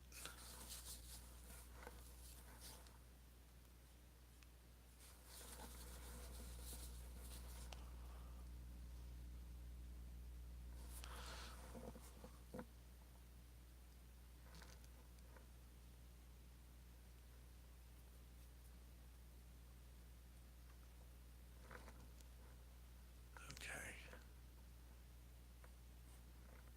Got some of those wrinkles here on her cheek too, which are reddish.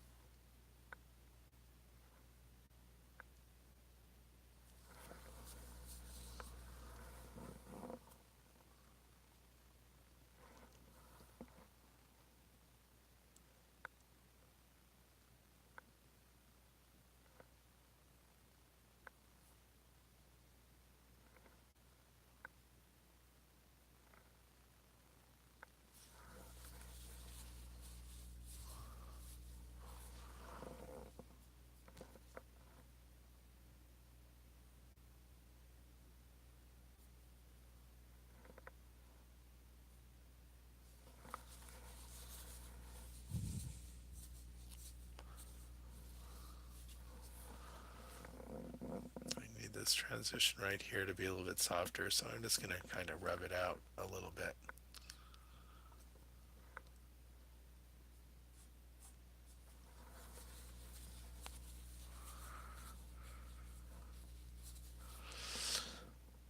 Okay, just really being patient with this, not going too quickly, kind of being strategic about it.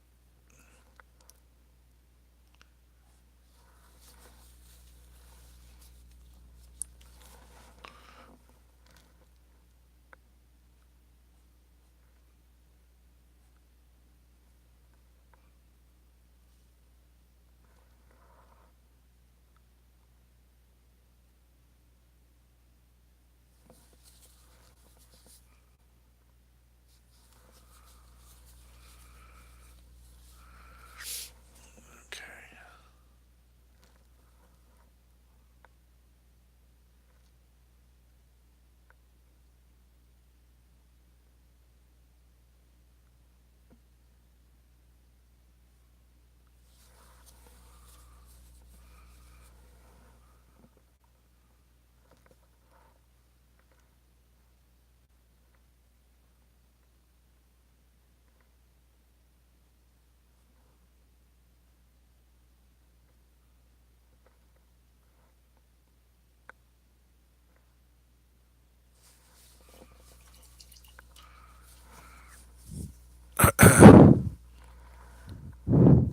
So, let me see.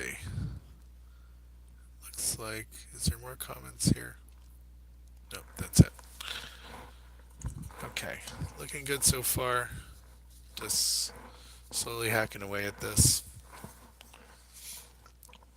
I want to get some of the wrinkliness of her finger here. As long as I get the right color coming in here. That looks too dark. Well, the trouble is I need more white in the color here to have the wrinkle the right color in relationship to that.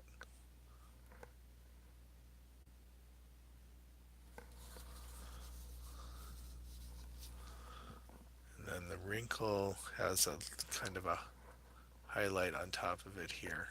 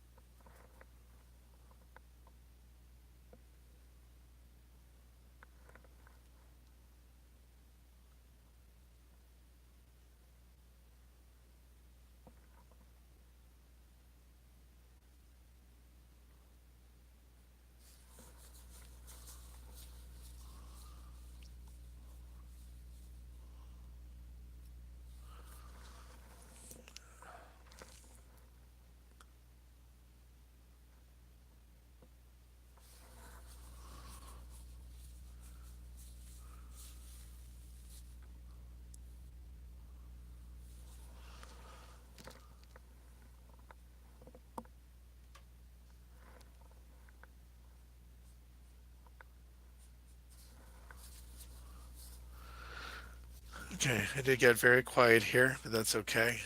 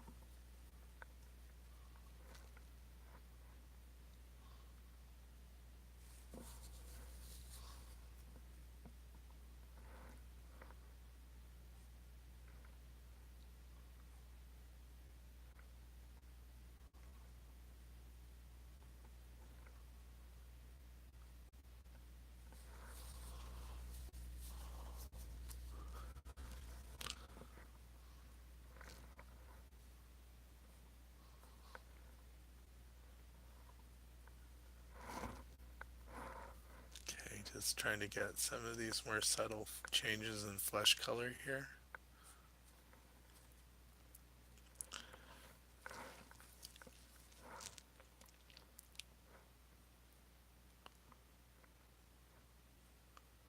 And then I get a little bit of wrinkles here in the chin. Very subtle though.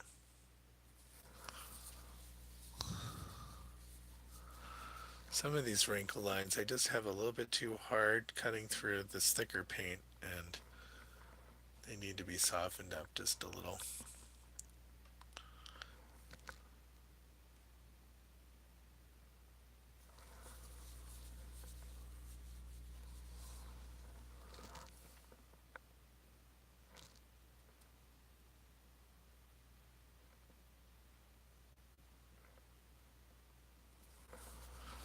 And it's a little hard to see, but there's a reflection running in the glasses right here.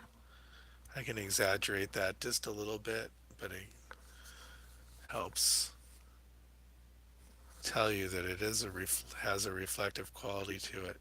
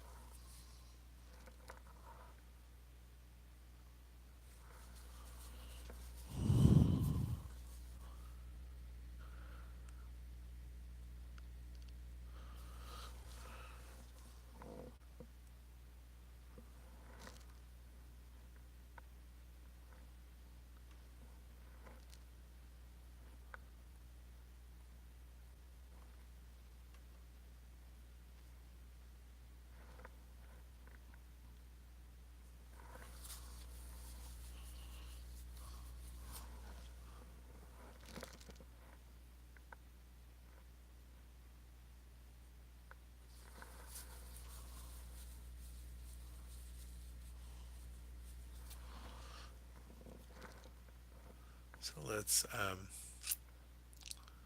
soften up some of these lines here. Move them into the right place too, but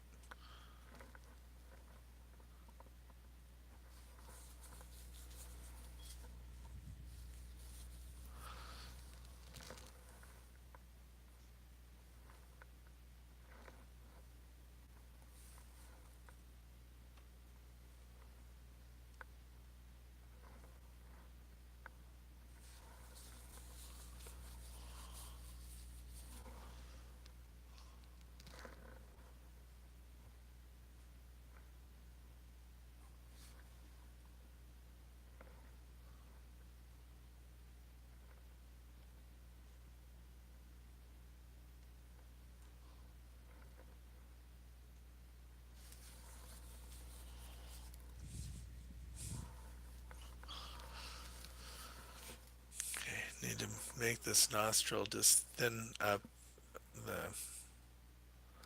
that edge a little bit.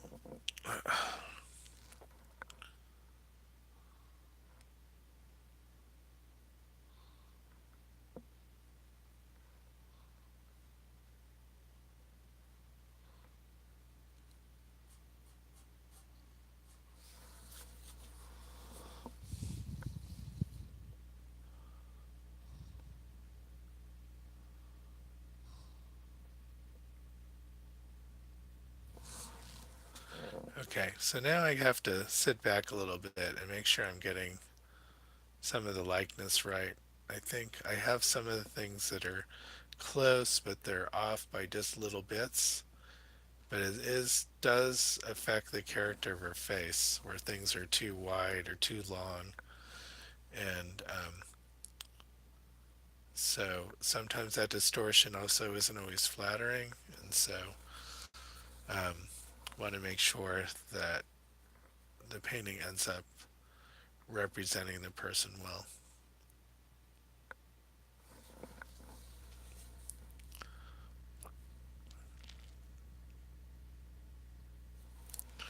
So just little things like how low this nostril comes here.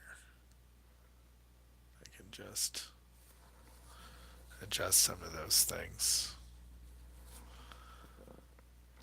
The highlight here is just a little bit broader.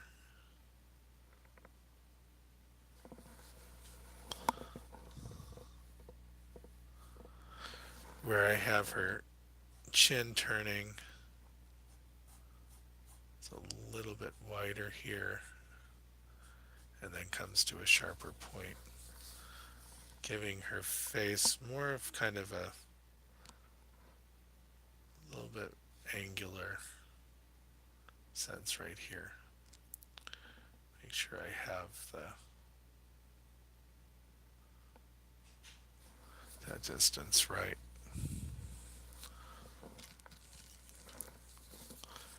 And I get a little bit of green in here.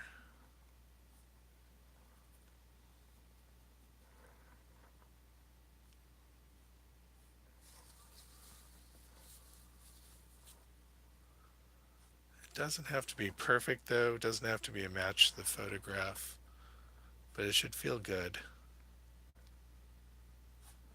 You should feel the sense of light on the skin.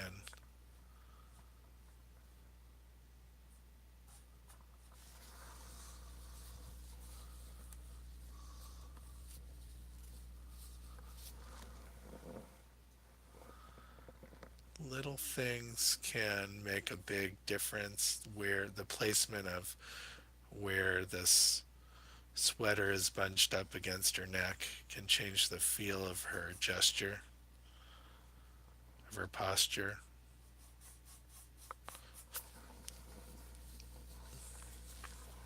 How high this line is, too, can change how far up you feel like she's pushing up her shoulder.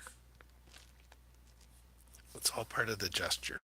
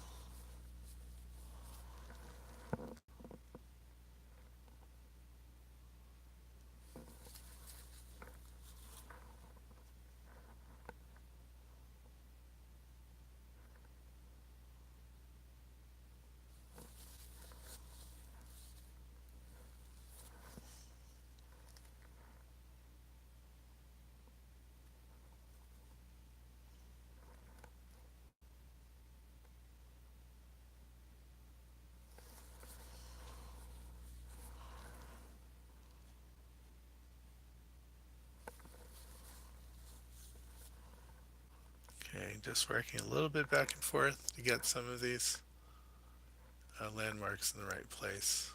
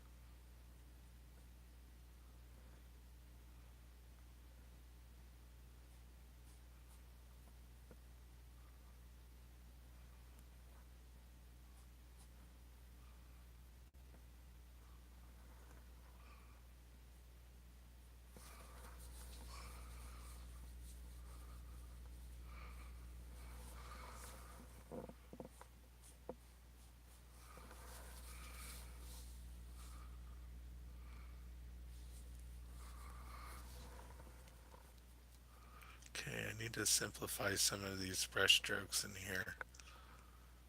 Feeling a little bit busy.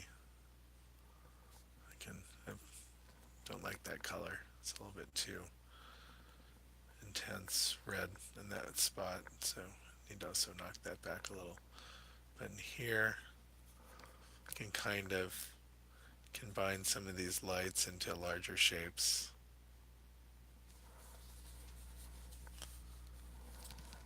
Soften up this transition right here will help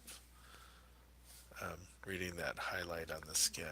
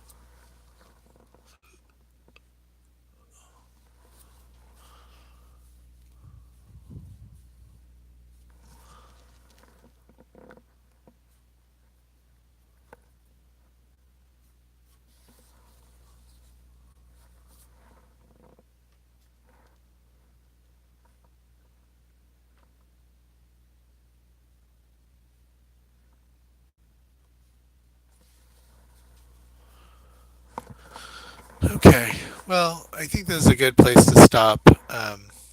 I don't think I'm quite done, but I do want to take a little bit of a break and um, evaluate what I've done so far before I finish it up. So I don't think I'm going to finish it up tonight, but I um, will probably finish it up over the next couple of days. And I think it's a really good start. Um, don't want to get it too overpainted. I just want to do some things that help improve the likeness a little bit. Some of the proportions feel off just a little bit places here and there, maybe the length of the nose or the width of her face. I kind of feel like the face is a little bit wider right in here than I have it, or there's something like the hair. Something's not low enough. And what I can do is I can bring the image into Photoshop and compare it directly with the photo and kind of really get a quick sense of where things are really off. And sometimes that's helpful. It's not something that you can see otherwise until you kind of toggle back and forth between um, one thing and the other. And I kind of feel like it's a fair and interesting tool to use. Yeah, I can see there's something about the how high the forehead is that feels a little bit off. Um, I can work on that a little bit. This just feels like a smaller distance here, but it's not. So something's off in there, but I'll have to figure it out. Plus, her nose feels a lot more delicate than what I've drawn there. And I just want to kind of go back and forth until I figure out what that is exactly. Okay. So if you're not subscribed already, I highly encourage you to subscribe to my channel. Click on the notification bell or button so that you get notifications the next time I go live or post a new video. And thank you very much for joining me tonight. And see, I just can't stop painting no matter what I do. So I'm just adjusting little things as I go, um, fixing the width, the proportion of her face a little bit. Maybe I have her chin too long or something. Anyway, I will be back again on Tuesday night to do a live demo. I don't know what I'm painting yet, um, but I'll post on Instagram when I figure it out. And thank you all for joining me. You can please, if you can, leave a you've been leaving great comments here, but it's really helpful is once I end the video is to leave a comment in the regular comment area. So there's a few comments with this video. And please tell me what you thought, how you like it. And thank you all for joining in and have